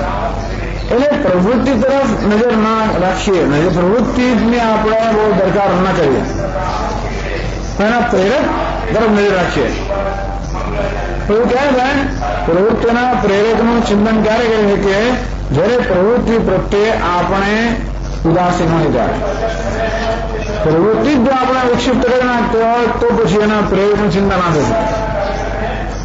એટલે પ્રવૃત્તિ પ્રત્યે આપણે જો બરોબર સ્વસ્થ રહીએ, નિર્ણય રહીએ, અસંગ રહીએ તો પછી એના પ્રેરકનું ચિંતન થાય. અથવા પ્રવૃત્તિ આપણે અસ્વસ્થ બનાવે તો પણ આપણા મનને પ્રેરક મળે, એ ધીમે ધીમે આ પ્રવૃત્તિની અસરમાંથી મુક્ત થઈ શકે. મુશ્કેલ છે પ્રવૃત્તિ અસરમાંથી મુક્ત એવું થયા નથી, પણ આ ઉપાય છે. તો સર્વ વ્યવહાર આસ્પદ. એટલે આ 4 શ્લોકોની અંદર ભગવાને વિભૂતિનું વર્ણન કર્યું. એ ભગવાન સર્વનો આત્મા છે અને સર્વ વ્યવહારનો આસ્પદ છે. એ રીતે ધ્યાન કરવા માટે, દર્શન કરવા માટે. ચાલે આમાં ભાષ્યમાં કહે છે સર્વસ્ય પ્રાણિજાતસ્ય અહમ આત્મા સન્ન હૃદય બુદ્ધૌ સન્નિવિષ્ટઃ અતઃ મત્તઃ આત્મનઃ સર્વપ્રાણિના સ્મૃતિ જ્ઞાનમ તદપોહનમ ચ સર્વસ્ય અહમ. સર્વસ્ય સુનિષ્ઠ, દરેક સર્વના હૃદયમાં રહેલો છું. સ્વપ્રાણિજાતસ્ય બ્રહ્માદિ પુત્તિકાંતન, બ્રહ્માજીથી માણીને નાનામાં નાનું જંતુમાં હોય એનાથી એ બધા જે પ્રાણીઓ છે ભગવાન કહે છે કે એ બધાનો આત્મા છે, બધાના હૃદયમાં રહેલો છે. અર્થાત સર્વનો હું આત્મા છું.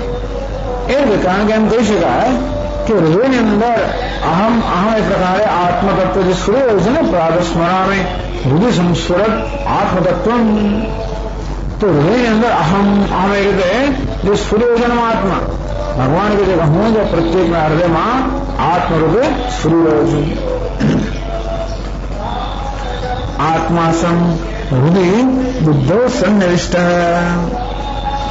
તો બધાનો આત્મા હોવાને કારણે દરેકના હૃદય બુદ્ધિ મન અંતઃકરણ મેં અંતઃકરણમાં પ્રવેશ કર્યો છે. અર્થાત હું જ બધા પ્રાણી માત્રના અંતઃકરણમાં આત્મરૂપે સ્ફુરી રહ્યો છું, પ્રકાશ રહ્યો છું. અનેન જીવેન આત્મન અનુપ્રવિશ્ય નામ રૂપે વ્યાકરવાણી. પરમાત્માએ કહ્યું, છાંદોગ્ય ઉપનિષદમાં કથા આવે છે કે પરમાત્માએ કહ્યું કે હું જે જીવના રૂપમાં આ બધા પ્રાણીઓમાં ઉપાધિમાં પ્રવેશ કરીશ. એટલે જેમ તૈત્રીય ઉપનિષદમાં કહ્યું ને, તત્ સૃષ્ટવા તદેવાનો પ્રાવિશદ. ઈશ્વરે સર્જન કરવામાં પ્રવેશ કર્યો. ટૂંકમાં એટલે પ્રાણી માત્રમાં આત્મ સ્વરૂપ વિરાજમાન છે એ પરમાત્મા છે. બહુ ગમે એવું પ્રાણી હોય, ચીડી હોય તો પણ બહુ મહત્વની વસ્તુ છે કે દરેકના આત્મ સ્વરૂપે એક માત્ર પરમાત્મા જ પ્રકાશ હોય છે. એ કીડી હોય તો ઓછો પ્રકાશ અને હાથીનો વધારે પ્રકાશ એવો નથી. બધામાં એક સમાન રીતે પ્રકાશ. એટલે સ્વામીજી મહારાજ કહે કે દરેકનું વ્યક્તિત્વ પૂર્ણ છે.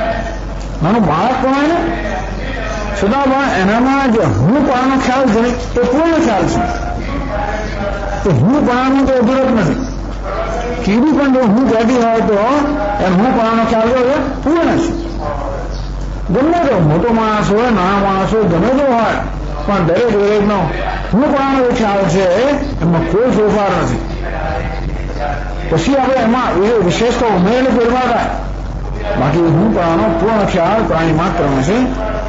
શુદ્ધિ બુદ્ધિ સન્નિવિષ્ટ. અતઃ એવું હોવાને કારણે મત સ્મૃતિ, મત આત્મા સર્વ પ્રાણીના સ્મૃતિ. આ પ્રાણી માત્રમાં જે સ્મૃતિ છે એ મત મારે કારણે છે, આત્માને કારણે છે, પરમાત્માને કારણે છે.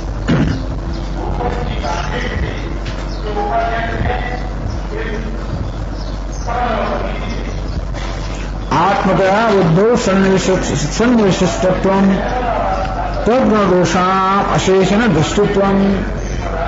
આપણે જયારે એમ કહીએ કે ભગવાન પ્રાણી માત્રના હૃદયમાં આત્મરૂપે પ્રવેશેલો છે એટલે શું કરે છે?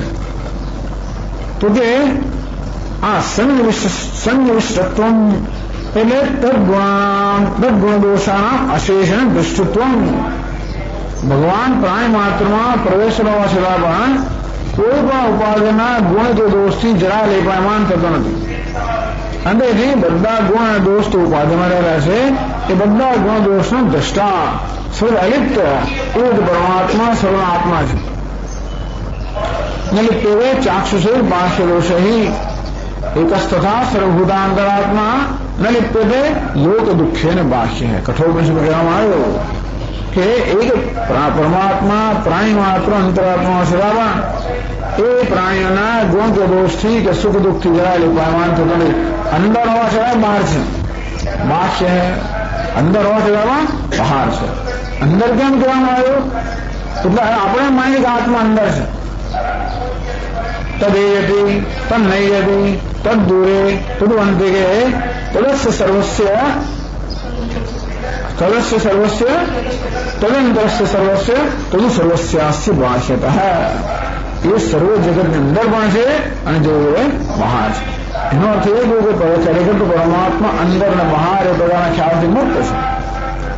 પરંતુ આપણે સામાન્ય રીતે દેહને હું માનતો હોવાને કારણે આત્મા જાણે કે દેહમાં રહેલો છે એ દ્રષ્ટિએ કહેવામાં આવે છે કે પરમાત્મા સૌના હૃદયમાં છે.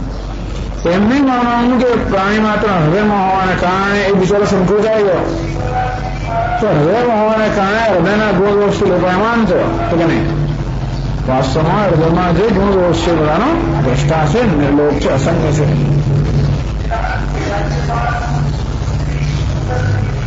અતઃ બુદ્ધિ મધ્યસ્થ ગુણદોષ દુષ્ટત્વાદ. અંતેથી મત આત્મના સર્વ પ્રાણીનામ શુદ્ધિ જ્ઞાનમ. તો એટલે ભગવાન કહે છે કે આ રીતે હું બધાનો દ્રષ્ટા હોવાને કારણે જે કે સ્મૃતિ છે એ મારે કારણે છે, જે કંઈ છે મારે જ કારણે છે. તો અપોહરણ ભૂલી જવાનો મારે કારણે છે. આવે શું ભૂલવાનું શું કામ છે ભગવાન?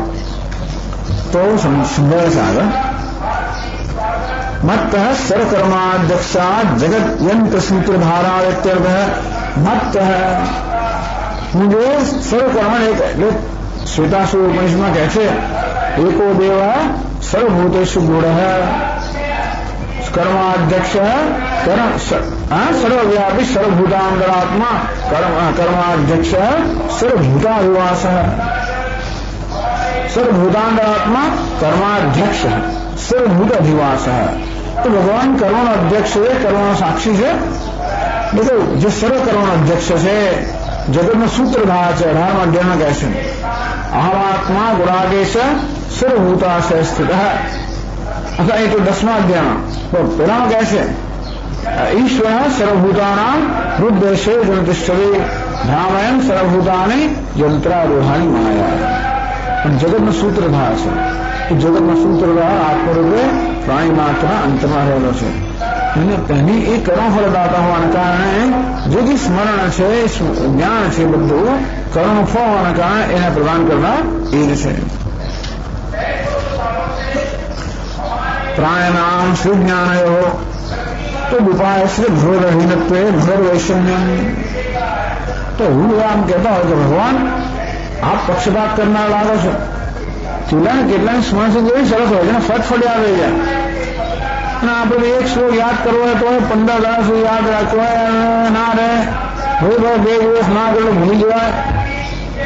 ઘણાની સ્મરણ શક્તિ કેવી હોય છે અને ઘણા લોકોને નથી આવતું। ભગવાન તો બધાને ફળ આપનારો હોય બધું ભગવાન બધાને સ્મરણ શક્તિ આપનારો હોય તો પછી એમને પક્ષપાત કરો ને એટલે આગળ સમજાવે છે। येषां पुण्यकर्मणाञ्च पुण्यकर्मानुरोधेन ज्ञानस्मृति भवतः तथा पापकर्मिणां पापकर्मानुरूपेण स्मृतिज्ञानयोः अपोहनञ्च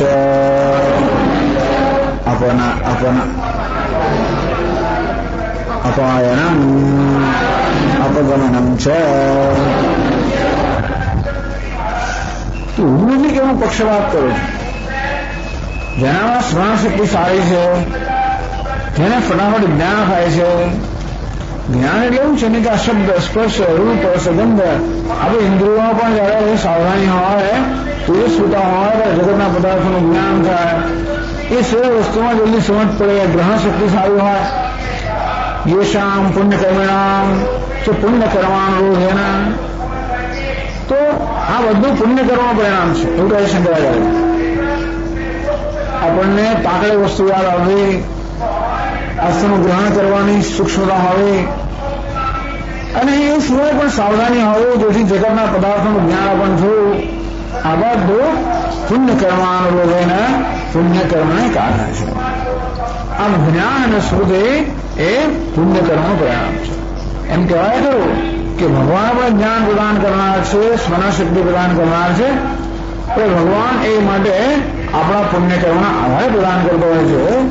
એ કોઈ એનો તરંગ ભગવાન તરંગ નથી કે જેમ ફાવે એમ કરે। પાપ કર્મિણામ પાપ કર્માનુરૂપેણ સ્મૃતિ જ્ઞાનયો અપોહનમ।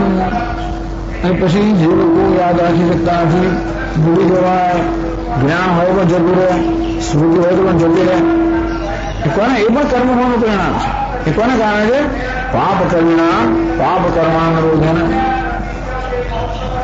જો આપણે એને ખરાબ ગણતા હોઈએ તો ભૂલી જવું એ દુઃખ જન્માવતો હોય યાદ ના આવવું દુઃખ જન્માવતું હોય સમજ ના પડવી દુઃખ જન્માવતું હોય तो दुख सामान्य रूपे पाप कर्मનું પરિણામ છે એવું કહેવાય। તો ધારો કે આપણે યાદ ના આવે ને કશું ના થતું વાંધો નહીં તો સમજ ના પડે દુઃખ ના આવે વાંધો નહીં। ટૂંકમાં દુઃખ એ પાપનું પરિણામ છે।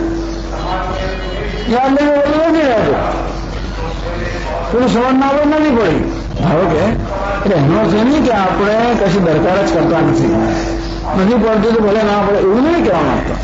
બે બિન જવાબદારી આપણું બોલાણ એવું નહીં પણ જો આપણો પ્રયત્ન કરવા છતાં પણ આપણે ઈચ્છે ન થતું હોય તો પછી જાણે ઈશ્વરની ઈચ્છા તો દુઃખ ના આપણે તો વાંધો નથી. પણ સામે આપણે આપણી જાતની તુલના બીજા સાથે કર્યા કરીએ અને પેલાને કેવું આવડે છે મને નથી આવડતું, પેલાને કેવું છે એમ કરતા કરતા મનમાં દુઃખ થતું હોય કહેવાય કદાચ કે એ પણ કર્મનું ફળ છે. વિજ્ઞાન એવો અપોહનમ છે અપાયનમ અપગમનમ સ્મૃતિ જતી રહેવી જ્ઞાન જવાયો એ પણ ભગવાન કહે છે કે કર્મનું ફળ છે. યોગી લોકોને જાત જાતનું જ્ઞાન હોય છે. યોગી નામ છે દેશકાલ પ્રકૃષ્ટ વિષયમાં બી યોગી લોકો અહીં બેઠા એમ ત્યાં ચાલતું હોય દેખાય બધું પૂર્વજનોની સ્મૃતિ એમની સાથે હોય. વિશેષ શક્તિઓ કોને કારણે છે? એમના પુણ્યફળના કારણે છે. અને ભૂલી ક્યાં જવાય? કામ ક્રોધ શોકાદિ વ્યાકુલ ચેતસામ. ભૂલી જવાનું કારણ છે કામ ક્રોધ શોક આ બધાને કારણે આવું છે તો વ્યાકુળ થઈ જાય એટલે યાદ ના આવે હોય તો યાદ ના આવે. કામને કારણે ક્રોધને કારણે શોકને કારણે વ્યાકુળતાને કારણે તો ભગવાન જે પણ કરવાનું પરિણામ છે હું આ બધા કરવા ફળનો તો એક વસ્તુ થઈ શકે ક્યાં તો આપણને યાદ ના આવે એટલા દુઃખી થઈ જાય અથવા કહીએ કે આનો કર્મફળ પ્રદાન કરનાર ભગવાન છે એમાં ભગવાનનો હાથ દેખાય આપણને. આમાં તો એક જ વસ્તુ કહે છે કે દરેક વ્યવહાર ભગવાનને કામ ભૂલી જવો વ્યવહાર જ છે ને એ આપનાર ભગવાન જ છે. એમાં ભગવાન દર્શન થાય તો કામ પતી જવું આપણે. એટલે દરેક વસ્તુનું પ્રેરક કોણ છે? ભૂલી જવાય અને પ્રેરક કોણ છે? ભગવાન છે. તો એ વસ્તુ પણ આપણે ભગવાનનું ધ્યાન કરવાનું નિમિત્ત બની જાય. સમજ નથી પડતી કોને કારણે? ભગવાનને કારણે. ચાલો આ બધો વ્યવહાર ઈશ્વરને કારણે છે. એ રીતે આપણે ઈશ્વરને વિવેકનું ચિંતન કરી શકીએ.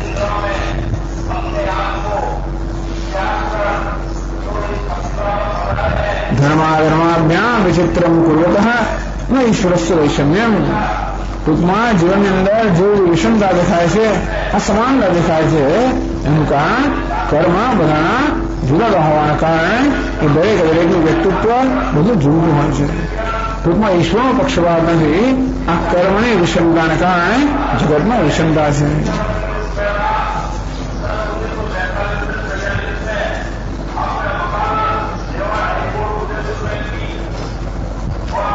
વેદ વૈદ્યમ પરમ બ્રહ્મ ભગવદન્યની શંકા.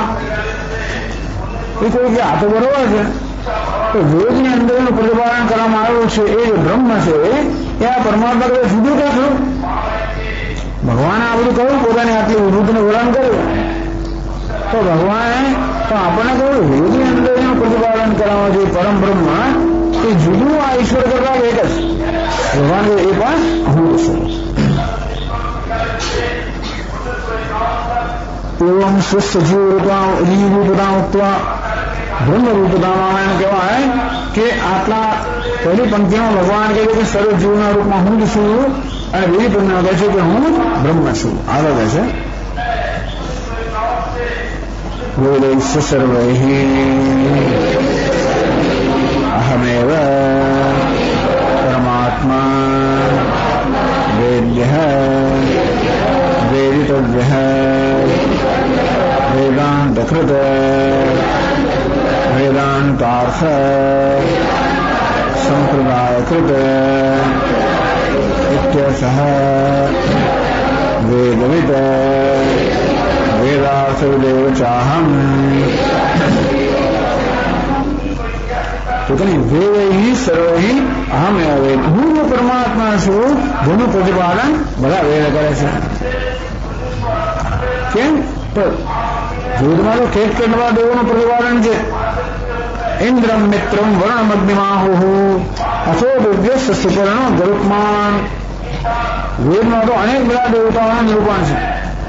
ઇન્દ્ર, મિત્ર, વરુણ, અગ્નિ, સુપર્ણ, ગરુત્માન. ગરુડ સુંદર પાંખોવાળા ગરુડ દિવ્ય. તો વેદની અંદર તો આ ભિન્ન ભિન્ન દેવતાઓનું પ્રતિપાદન છે. ભગવાન ક્યાં આવ્યા? એકંશિત વિપ્રા બહુધા વદંતી. વાસ્તવમાં પરમાત્મા એક જ છે એના જોડે નામ છે. ઇન્દ્રમ મિત્રમ આ એક જાણીતું વાક્ય છે ને, એકમ શબ્દ વિપ્રાહ બહુધા વદંતી. સદ અર્થાત પરમાત્મા એક જ છે, વિપ્ર અર્થાત જ્ઞાની પુરુષો એને અનેક નામમાં વર્ણવે છે. તો આખો મંત્ર કયો? ઇન્દ્રમ મિત્રમ વર્ણમગ્નિમાહુ. એને જ ઇન્દ્ર કહે છે, એને જ મિત્ર કહે છે, એને જ વર્ણ કહે છે, એને અગ્નિ કહે છે. અથવા દિવ્ય સુપર્ણ ગુરુપમાન, એને જ ગરુડ કહે છે. એકમ શબ્દ વિપ્રા બહુધા વદંતી. સત્ય પરમાત્મા એક જ છે, અવિપ્ર બ્રાહ્મણ અને બ્રહ્મજ્ઞાનીઓ એને બહુ અનેક નામથી વર્ણવે છે. અગ્નિ માતર સ્વાનમાહુ, એને જ અગ્નિ કહે છે, એને યમ કહે છે, એને જ માતરીશ્વર કહે છે. એ સૌશ્ય સર્વે દેવા બુધાન મળે છે. એ જ પરમાત્મા બધા જ દેવતાના રૂપમાં રહેલો છે. કહેવાનો ભાવ એ છે કે આપણે જયારે વેદમાં કર્મકાંડ વિભાગ વિશે વેદનો, એ કર્મકાંડ વિભાગમાં બ્રહ્મનું સીધું સીધું કોઈ નિરૂપણ નથી. આમ તો વેદના ઉપનિષદ કાંડ છે, જ્ઞાન કાંડ છે, એમાં બ્રહ્મનું સીધું નિરૂપણ છે. કર્મકાંડમાં કર્મનું નિરૂપણ છે, એ દ્વારા પણ બ્રહ્મનું પરોક્ષ નિરૂપણ છે. એટલે ઉપનિષદમાં પરમાત્માનું પ્રત્યક્ષ નિરૂપણ છે, અને કર્મકાંડમાં ઉપાસના પરમાત્માનું પરોક્ષ રીતે નિરૂપણ છે. તો ઉપનિષદમાં પરમાત્મા બ્રહ્મ રૂપમાં નિરૂપણ છે, અને કર્મકાંડના ભિન્ન ભિન્ન દેવતા રૂપમાં નિરૂપણ છે. પરંતુ છેવટે એ દેવતા રૂપમાં પણ ભગવાન જ છે. સતયા શ્રદ્ધાયુક્ત તસ્યારાધન મેહતે લભતે છે તતઃકામાન મયૈવ વિહિતાનિતાન. 7મા અધ્યાય ભગવાન કહે છે કે આ બધા ભક્તો જુદા દેવતાઓની આરાધના કરતા હોય છે, અને દરેક દેવતાની આરાધના કરવા માટે જુદા પ્રકારના વ્રતનું પાલન અનુષ્ઠાન કરતા હોય, અને શ્રદ્ધાપૂર્વક આરાધના કરવાના કારણે એમને એમના કર્મફળ પ્રાપ્ત થાય. એમને એમ લાગે ઇન્દ્ર મિત્ર વરુણ એમણે મને કર્મફળ આપ્યું. મયે વિહિતાની દાન ભગવાન કહે છે કે એ બધા દેવતા રૂપમાં હું જ રહેલો છું, માટે હું જ સર્વ કર્મનું ફળ પ્રદાન કરનાર છું. ટૂંકમાં હું જ એક પરમાત્મા છું, એના નામ અનેક ગણા છે. એને કહ્યું વેદ સર્વૈ અહમેવ પરમાત્મા વેદ્ય. આ બધા વેદ દ્વારા હું પરમાત્મા વેદ્ય અર્થાત જાણવા યોગ્ય છું, તો એનો જ પ્રતિપાદન વિષય. માત્ર વેદ નહીં, કોઈ પણ શાસ્ત્ર હોય, ભૌતિક શાસ્ત્ર હોય, રસાયણ શાસ્ત્ર હોય, એમાં પરમાત્મા રહેલો છે. એ કેવી રીતે? તો કે બધા વૈજ્ઞાનિકો છેવટે શનિ શોધમાં સત્યની શોધમાં જ છે. એમનું કે એમનું પોતાનું નામ આપે. એવું તો કોઈ પદાર્થમાં શોધતું હોય, કોઈ રસાયણમાં શોધતું હોય, તો કોષમાં શોધતું હોય, પણ છેવટે બધા વૈજ્ઞાનિકો અન્વેષકો એક જ સત્યની શોધમાં છે. એ સત્ય પરમાત્મા જ છે. ત્યારે એ લોકોનું અન્વેષણ પૂર્ણ થાય, જ્યારે એ લોકોને પરમાત્માની પ્રાપ્તિ નહીં, ત્યાંથી ચાલ્યા જ કરશે. પણ છેવટે અર્થશાસ્ત્ર હોય, રાજકારણ હોય, તેમાં પણ તમને કે રાજકારણ ભગવાન ક્યાં આવે? તો રાજકારણમાં ભગવાન આવે. કાવા દાવા ભગવાન રાજકારણ, કાવા દાવા રાજકારણ નથી.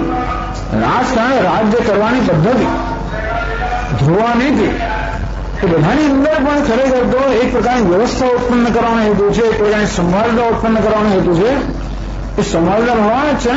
સમાજ વ્યવસ્થા હોય, સમાજ શાસ્ત્રોમાં શું કરવા ઈચ્છે છે? સમાજે વ્યવસ્થા સાબિત કરવા ઈચ્છે છે ને. એ વ્યવસ્થા જે સંભાળતા કોણ છે? ઈશ્વર જ છે. અર્થશાસ્ત્રમાં શું કરવા ઈચ્છે? બધાને એની જરૂરિયાત પ્રમાણે મળી રહે, બધા સુખી થાય. એ સુખ સ્વરૂપ પરમાત્મા છે. ટૂંકમાં દરેક શાસ્ત્રની અંદર પણ સીધી કે આગત રીતે, પ્રત્યક્ષ કે પરોક્ષ રીતે એ જ પરમાત્માનું નિરૂપણ થયેલું છે. શંકા જ નથી. આ રીતે જોવા જઈએ તો બધા શાસ્ત્રો કેવા છે? બધા શાસ્ત્રો અધ્યાત્મ શાસ્ત્ર જ કહેવાય. એ ઘણી બધા નાના છોકરાઓને સ્વામી બસ મારે તો હવે છોડી દેવું છે આ ભણવાનું બધું, 10મા 11મા ભણવાનું તકલીફ પડે ભણવાની, છોકરાને છોડી દેવું હોય, બહુ સ્પર્ધા હોય, બહુ મહેનત કરવી પડે, લાગે આપણું ઘર લાગવાનું જો છોડી દઈએ તો અર્જુન જેવો સંન્યાસ ના ચાલે. અને એટલે આપણી પાસે આવતું કે બધા તું ભણ, પહેલા એસએસસી HSC, જરા ગ્રેજ્યુએટ થા, फिर आम कर, जरा पेलू कर, પછી વિચાર કરવાનો, પછી ગીતા. તો સ્વામીજી એ તો બધું આ તો બધું વ્યવહારમાં ભૌતિક શાસ્ત્ર એટલે ભૌતિક શાસ્ત્ર નથી, એ બધી સરસ્વતીની ઉપાસના છે. ભૂગોળ શીખતા હો, ઇતિહાસ શીખતા હો, ગમે તે શીખતા હોય, ભગવાનની વિભૂતિ ખરી કે નહીં? ભૂગોળમાં પહાડો હોય કે બધી નદીઓ હોય, પર્વતો હોય, ખનીજ ગમે તે હોય, ઇતિહાસ જોતા હોય તો બધા આપણને જોઈએ ભગવાન વિભૂતિનું વર્ણન દર્શન થઈ શકે. એટલે તારે માનવું જ નહીં કે તું કોઈ ભૂગોળ શીખે છે. તું શું શીખે છે? ભગવાનની સંસ્કૃત ગમે તે શું છે? ભગવાનની વિભૂતિ. એટલે ટૂંકમાં આ બધા જેને એ લોકો સેક્યુલર સાયન્સ એક કહેવાય આધ્યાત્મિક, બીજું કહેવાય ભૌતિક કહેવા મારે કે બધું ખરેખર એક ઈશ્વરની જ અભિવ્યક્તિ છે. વેદૈ સર્વૈ અહમેવ પરમાત્મા વેદ્ય વેદિતવ્ય વેદાંતકૃત વેદાંતાર્થ સંપ્રદાય વેદાંતાર્થ સંપ્રદાય પ્રવર્તક. તો કે વેદાંતના સંપ્રદાયના પ્રવર્તક જે મહાપુરુષ છે એ પણ વેદ વ્યાસાદિ રૂપેણ પ્રવર્તક. આ વેદ વ્યાસ વગેરે રૂપની અંદર જેના વેદ અને વેદાંતનું પ્રવર્તન કર્યું ભગવાન કે છે એ પણ વેદ વેદાર્થિક એવ ચાહમ. અને આ વેદના દર્શનો જ્ઞાતા છે પણ હું છું. ન કેવળ નિમિત્તા વેદ વેદ ચાહમ કર્મકાંડ ઉપાસનાકાંડ જ્ઞાનકાંડાત્મક મંત્ર બ્રાહ્મણ રૂપ સર્વ વેદાર્થિક હમેવ. ટૂંકમાં વેદનું અધ્યયન કરનાર પણ હું જ છું. કર્મકાંડનું હોય, ઉપાસનાકાંડનું હોય, જ્ઞાનકાંડનું હોય એ બધાનો જ્ઞાતા હું છું. અને હું જ સર્વ છું. વેદાંતકૃત વેદ વેદેવ ચાહમ. આ બધું જ હું જ છું. એટલે કે શાસ્ત્ર પણ હું છું, શાસ્ત્રનો પ્રવર્તક પણ હું છું, શાસ્ત્રનો જ્ઞાતા પણ હું છું. હું સર્વનો આત્મા છું, હું સર્વ વ્યવહારનું કારણ છું.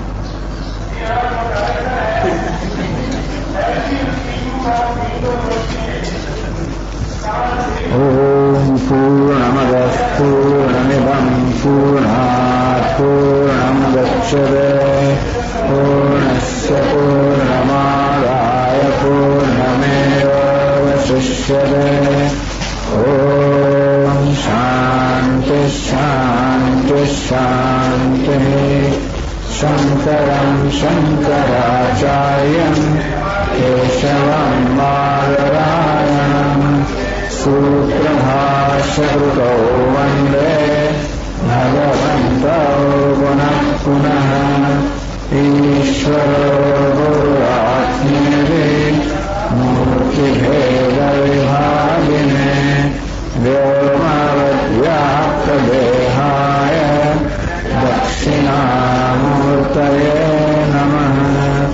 ॐ शान्ति शान्ति शान्ति. हरि ओम. श्री गुरुभ्यो नमः. हरि ओम. ओम नारायणः परो व्यक्तात्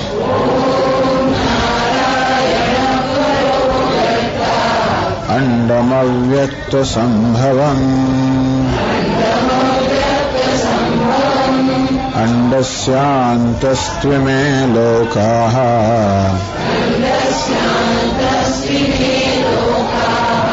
सप्तद्वीपा च मेदिनी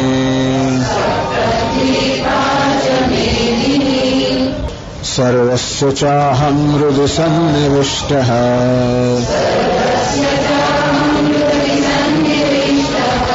मत्तस्मृतिर्ज्ञानमपोहनं च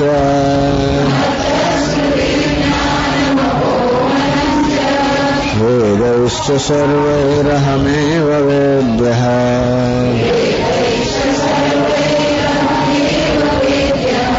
वेदान्तकृत् वेदविदेव चाहम्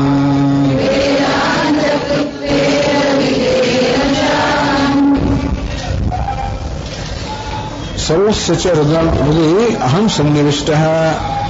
वही प्राणी मात्रा आत्मस्वरूप मैं आत्मस्वरूप विराजमान छू. सन्निविष्ट में प्रवेश करेलो છે. તો અવાજ બનેલો વધારે કરો. એ પ્રાણી માત્રા હૃદયમાં જ આત્મ સ્વરૂપે પ્રકાશિત હું જ છું. મત્ત સ્મૃતિ જ્ઞાનમ અપોહનમ. એ હું કોણ છું? તો કર્માધ્યક્ષ કર્મફલદાતા. અને મારે મત્ત સ્મૃતિ હું જ કર્મફલદાતા છું. મારે કારણે જ પ્રાણીની સ્મૃતિ છે. જ્ઞાનમ પોતાની ઇન્દ્રિયો દ્વારા અન્ય રીતે જે જ્ઞાન પ્રાપ્ત કરી શકે છે એ પણ મારે કારણ અર્થાત એમના પુણ્યના કર્મના પરિણામે છે. અપોહનમ છે આ સ્મૃતિ ને જ્ઞાન જે ભૂલી જવાય છે એ ભૂલવાનું પણ મારે કારણ જ છે. અર્થાત પ્રાણીઓના પુણ્ય અને પાપના પરિણામે એમને સ્મૃતિને જ્ઞાન અથવા તો ભૂલી જવું આ પ્રકારનું ફળ મળતું હોય છે. એટલે ભગવાન કહે કે મારે કારણે જ્ઞાન છે, મારે કારણે સ્મૃતિ છે, મારે કારણે ભૂલી જવાનું છે. ભગવાનનો પોતાનો આમાં કોઈ સ્વતંત્ર સંકલ્પ નથી. પ્રાણીઓના કર્મના રૂપ આ પ્રકારનું ફળ મળતું હોય છે. વેદ સર્વે અહમે અવેદ્ય, બધા વેદ અર્થાત બધા શાસ્ત્રોમાં જ્ઞાનનો વિષય હું જ છું. ગમે તે શાસ્ત્ર હોય, ગમે તે સંપ્રદાય પણ હોય કે ભાઈ ભૌતિક શાસ્ત્ર હોય, બધામાં વાસ્તવમાં એક જ તત્વ છે જેનું અન્વેષણ જગત આખું કરી રહ્યું છે. અને હું જ એક અન્વેષણીય તત્વ છું, હું જ જાણવા યોગ્ય છું. કોઈ પણ શાસ્ત્ર ત્યારે જ ખરેખર સાર્થક બને જ્યારે એ દ્વારા મારું જ્ઞાન થાય. વેદાંત કૃત વેદ વેદે વિચાહમ, આમ શાસ્ત્રનો પ્રતિપાદ્ય વિષય પણ હું છું, એ શાસ્ત્રનું પ્રતિપાદન કરનારા આચાર્યના રૂપમાં પણ હું છું, અને શ્રવણ કરીને શાસ્ત્રનું જ્ઞાન પ્રાપ્ત કરનારા સાધકના રૂપમાં હું જ છું. આમ 4 શ્લોકોમાં ભગવાને પોતાની વિભૂતિનું વર્ણન કર્યું. હવે આગળ ભાષ્યમાં કહે છે, છેલ્લો પેરેગ્રાફ 395 પાના પર,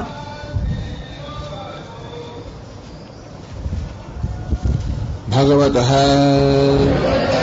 ઈશ્વરસ્ય નારાયણાખ્યસ્ય વિભૂતિ સંક્ષેપ ઉક્તઃ વિશિષ્ટોપાધિકૃતઃ યદાદિત્યગતં તેજઃ ઇત્યાદિના અથ અધુના તસ્યૈવ ક્ષરાક્ષરોપાધિ પ્રવિભક્તતયા નિરુપાધિકસ્ય કેવલસ્ય સ્વરૂપ નિર્દિધારયિષયા ઉત્તરશ્લોકાઃ આરભ્યન્તે.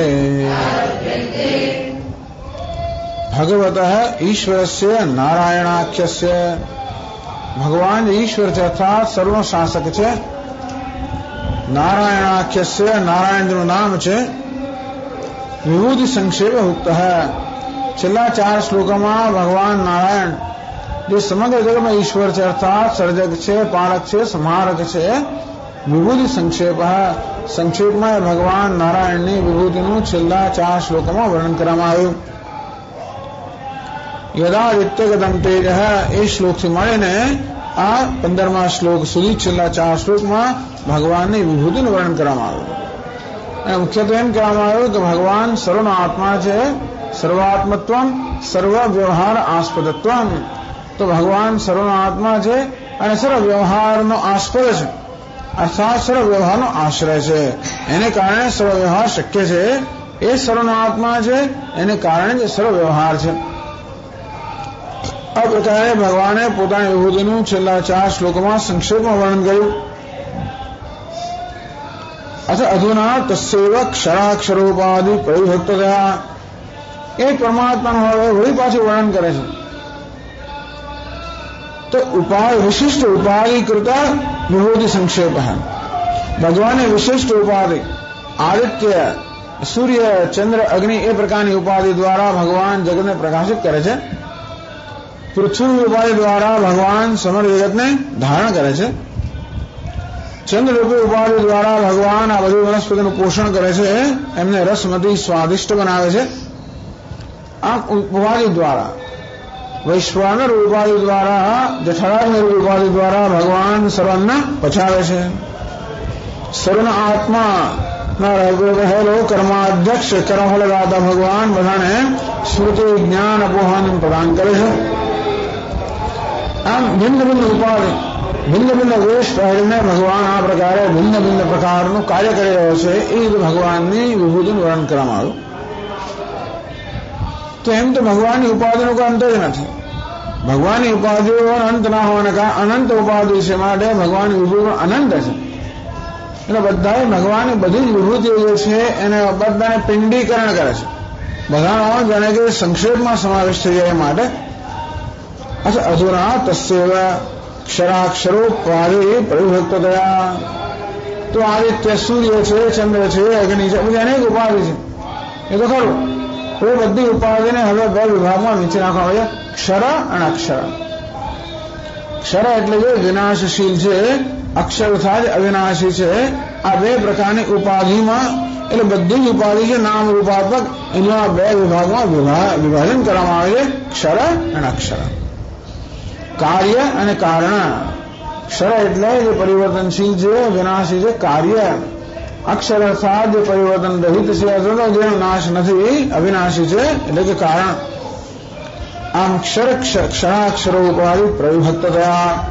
આ કાર્ય કારણ રૂપી કે ક્ષર અક્ષરો ઉપાધિમાં વિભક્ત કરીને નિરુપાધિકસ્ય કેવલસ્ય સ્વરૂપ નિર્ધારિષયા. હવે ભગવાનનું સોપાધિક વર્ણન કરવામાં આવ્યું, ભગવાનનું જીવરૂપ વર્ણન કરવામાં આવ્યું. મમૈવાંશો જીવલોકે જીવભૂત સનાતન.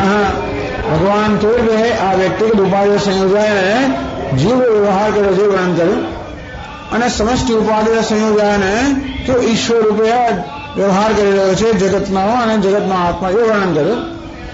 હવે બંને ઉપાધિ રહિત જીવ ઉપાધિ અને ઈશ્વર ઉપાધિ બંનેથી પર નિરુપાધિકસ્ય કેવલસ્ય, જે ભાષા કેવલ છે, અદ્વિતીય છે, સ્વરૂપાધિ રહિત છે. સ્વરૂપ નિર્ધારિષયા. ઉપાધિ દ્વારા જે નિરુપાધિક છે એના સ્વરૂપનો નિર્દેશ કરવો છે. એ સ્વરૂપાધિક છે એનું આપણે વર્ણન કરી શકીએ, જે નિરુપાધિક છે એનું આપણે શબ્દોમાં વર્ણન ના કરી શકીએ, પરંતુ ઉપાધિ દ્વારા જે ઉપાધિ પર છે એના સ્વરૂપનો નિર્ધાર કરવાની, એના સ્વરૂપ નિર્ણય કરવાની ઈચ્છાથી ઉત્તર શ્લોક આરભ્યંતે. પછીના 3 શ્લોકો છે, છેલ્લા 5 શ્લોકોનો આ પ્રકારે આરંભ કરવામાં આવે છે, જેથી પરમાત્માનું સર્વ ઉપાધિ પર જે સ્વરૂપ છે એ સ્વરૂપનો આપણે નિર્ધાર કરી શકીએ. પછી ન કેવલમ નિરુપાધિકાત્મ સ્વરૂપ નિર્ધારણાય ઉત્તર ગ્રંથ. હવે પછીના 5 શ્લોકો માત્ર પરમાત્માનું જે નિરુપાધિક સ્વરૂપ છે એનો નિર્ણય કરવા માટે જેટલું જ નહીં, પરંતુ સર્વસ્યૈવ ગીતાશાસ્ત્રસ્ય અર્થ નિર્ણયાર્થમ. વાસ્તવમાં પછીના 5 શ્લોકોમાં સમગ્ર ગીતા શાસ્ત્રના તાત્પર્યનો પણ નિર્ણય થાય છે.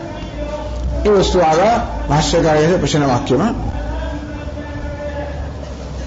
હવે 376 પાનું. તત્ર સર્વમેવ અતીત અનાગત અનંતર અધ્યાયાર્થ જાતમ વૃથા રાશીકૃત્ય આહ દ્વાવિમૌ ઇતિ. તત્ર જરા કહેવામાં છે ત્યારે સર્વમેવ અતીત અનાગત અનંતર અધ્યાયાર્થ જાતમ, જે પહેલા આવી ગયા તે હવે જે આવી રહેવાના છે તે હમણાં જ અધ્યાય આ ગયો. આ બધા અધ્યાય ટૂંકમાં ગીતા શાસ્ત્રના બધા જ અધ્યાયોમાં અર્થજાતમ, ગીતા શાસ્ત્રના બધા જ અધ્યાયો દ્વારા જે અર્થ કે જે તત્વ ખરેખર કહેવાનું છે, ત્રિધા રાશિકૃત્ય એ તત્વને, તો સમગ્ર ગીતાની અંદર ગીતા શાસ્ત્રમાં જેનું નિરૂપણ કરવામાં છે એ તત્વનું ત્રિધા 3, તો 3 રાશિ એટલે 3 વિભાગમાં કહેવામાં આવે છે. એટલે આખા ગીતા શાસ્ત્રમાં જે કહ્યું એ જ વસ્તુ ભગવાન ત્રિધા રાશિકૃત્ય 3ની બધાનું પિંડીકરણ કરે છે. એટલે 3 શ્લોકોની અંદર એક કાર્ય ઉપાધિ, કારણ ઉપાધિ અને બંને ઉપાધિ પર બસ આટલું જ ગીતા શાસ્ત્રમાં અને સમગ્ર શાસ્ત્રમાં કહેવામાં આવ્યું છે. એટલે સમગ્ર ગીતામાં જે વાસ્તવમાં તત્વનું નિરૂપણ કરવામાં આવ્યું છે એનું નિરૂપણ આ 2 ઉપાધિ અને ઉપાધિ પર ક્ષર ઉપાધિભ્યામ પરમાત્માના છે. એક ક્ષર ઉપાધિ, અક્ષર ઉપાધિ અને પરમાત્મા, આ પ્રકાર 3 રાશિકૃત્ય રાશિ 3, આ 3 બધાને પિંડીકરણ કરીને કહેવામાં આવે છે. 16મા શ્લોકમાં દ્વાવિમૌ ઇતિ.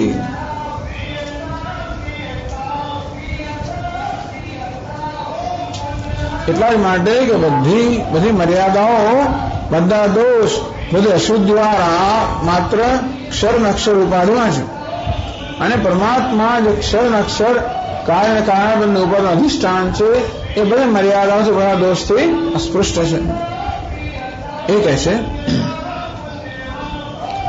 દ્વાવિમૌ પુરુષો લોકે ક્ષરશ્ચાક્ષર એવ ચ ક્ષરઃ સર્વાણિ ભૂતાની કૂટસ્થોક્ષર ઉચ્યતે.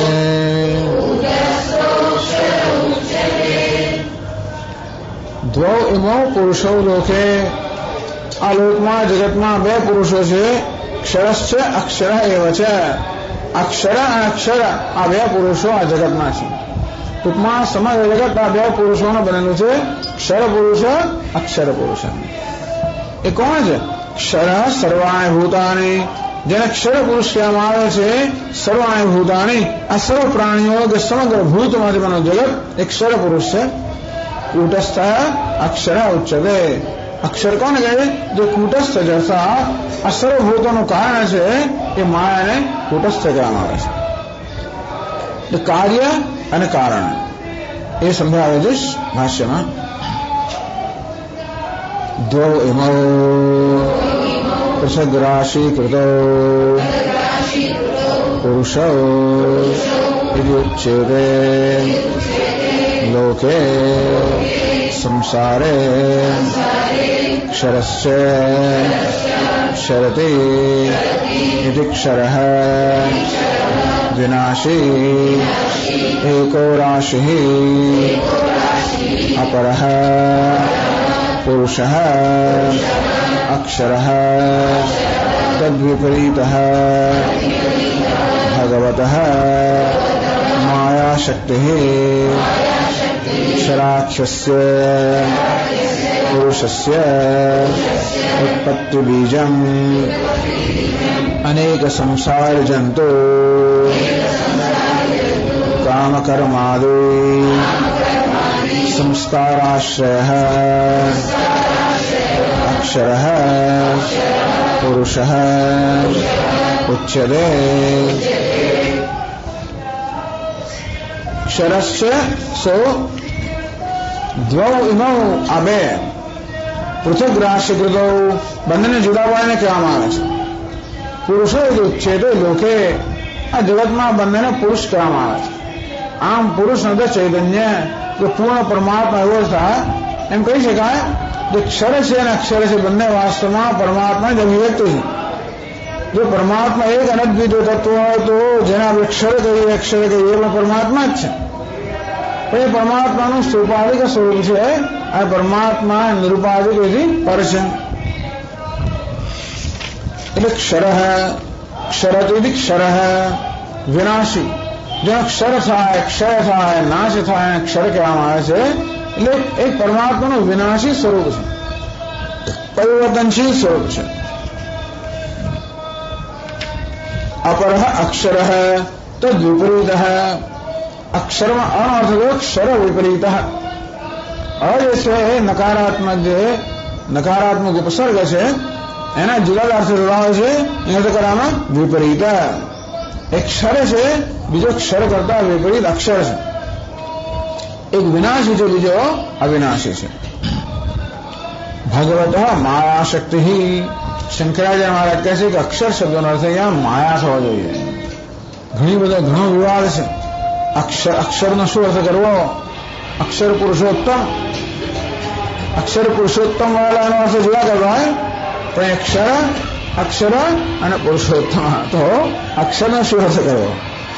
ભાગવત માયાશક્તિ સર્વજન, કારણ કે યસ્માત ક્ષરમતી તો અક્ષરાદ પુરુષોત્તમ, હું ક્ષરથી પણ અધિક છું, અક્ષરથી ઉત્તમ છું. એટલે અક્ષરનો અર્થ પરમાત્મા ના થવો જોઈએ. અક્ષર શબ્દ શાસ્ત્રમાં જુદા જુદા અર્થમાં વપરાયેલો છે અને અક્ષર શબ્દ મુખ્યત્વે પરમાત્મામાં વપરાયેલો છે. પણ અક્ષર શબ્દ માયાના અર્થમાં પણ વપરાયેલો છે. મુંડકોપનિષદમાં ક્ષરાત પરદઃ પરઃ, પરદ અક્ષરાત પરઃ, ત્યાં અક્ષર શબ્દ માયાના અર્થમાં વપરાયેલો છે. અવ્યય શબ્દ પણ એ બધી રીતે વપરાતો હોય છે. તો શંકરાચાર્ય મહારાજ કહે છે કે કારણ કે મુંડકોને કહ્યું છે દિવ્યો સમૂર્ત પુરુષ સમાખ્યાભ્યંતરો છે અપ્રાણો શમના શુભ્ર શક્ષરાત પરતઃ પર પરતઃ અક્ષરાત પર. અક્ષર એટલે માયા જે જગતથી પર છે એનાથી પણ પર, એટલે પરાત પર આવા છે ને, માયા જગતથી પર છે કારણ હોવાના કારણે એનાથી પણ પર. અક્ષર શબ્દનો અર્થ કર્યો અક્ષરથી વિપરીત. અક્ષર અર્થાત વિનાશી વિપરીત એટલે વિનાશ નથી.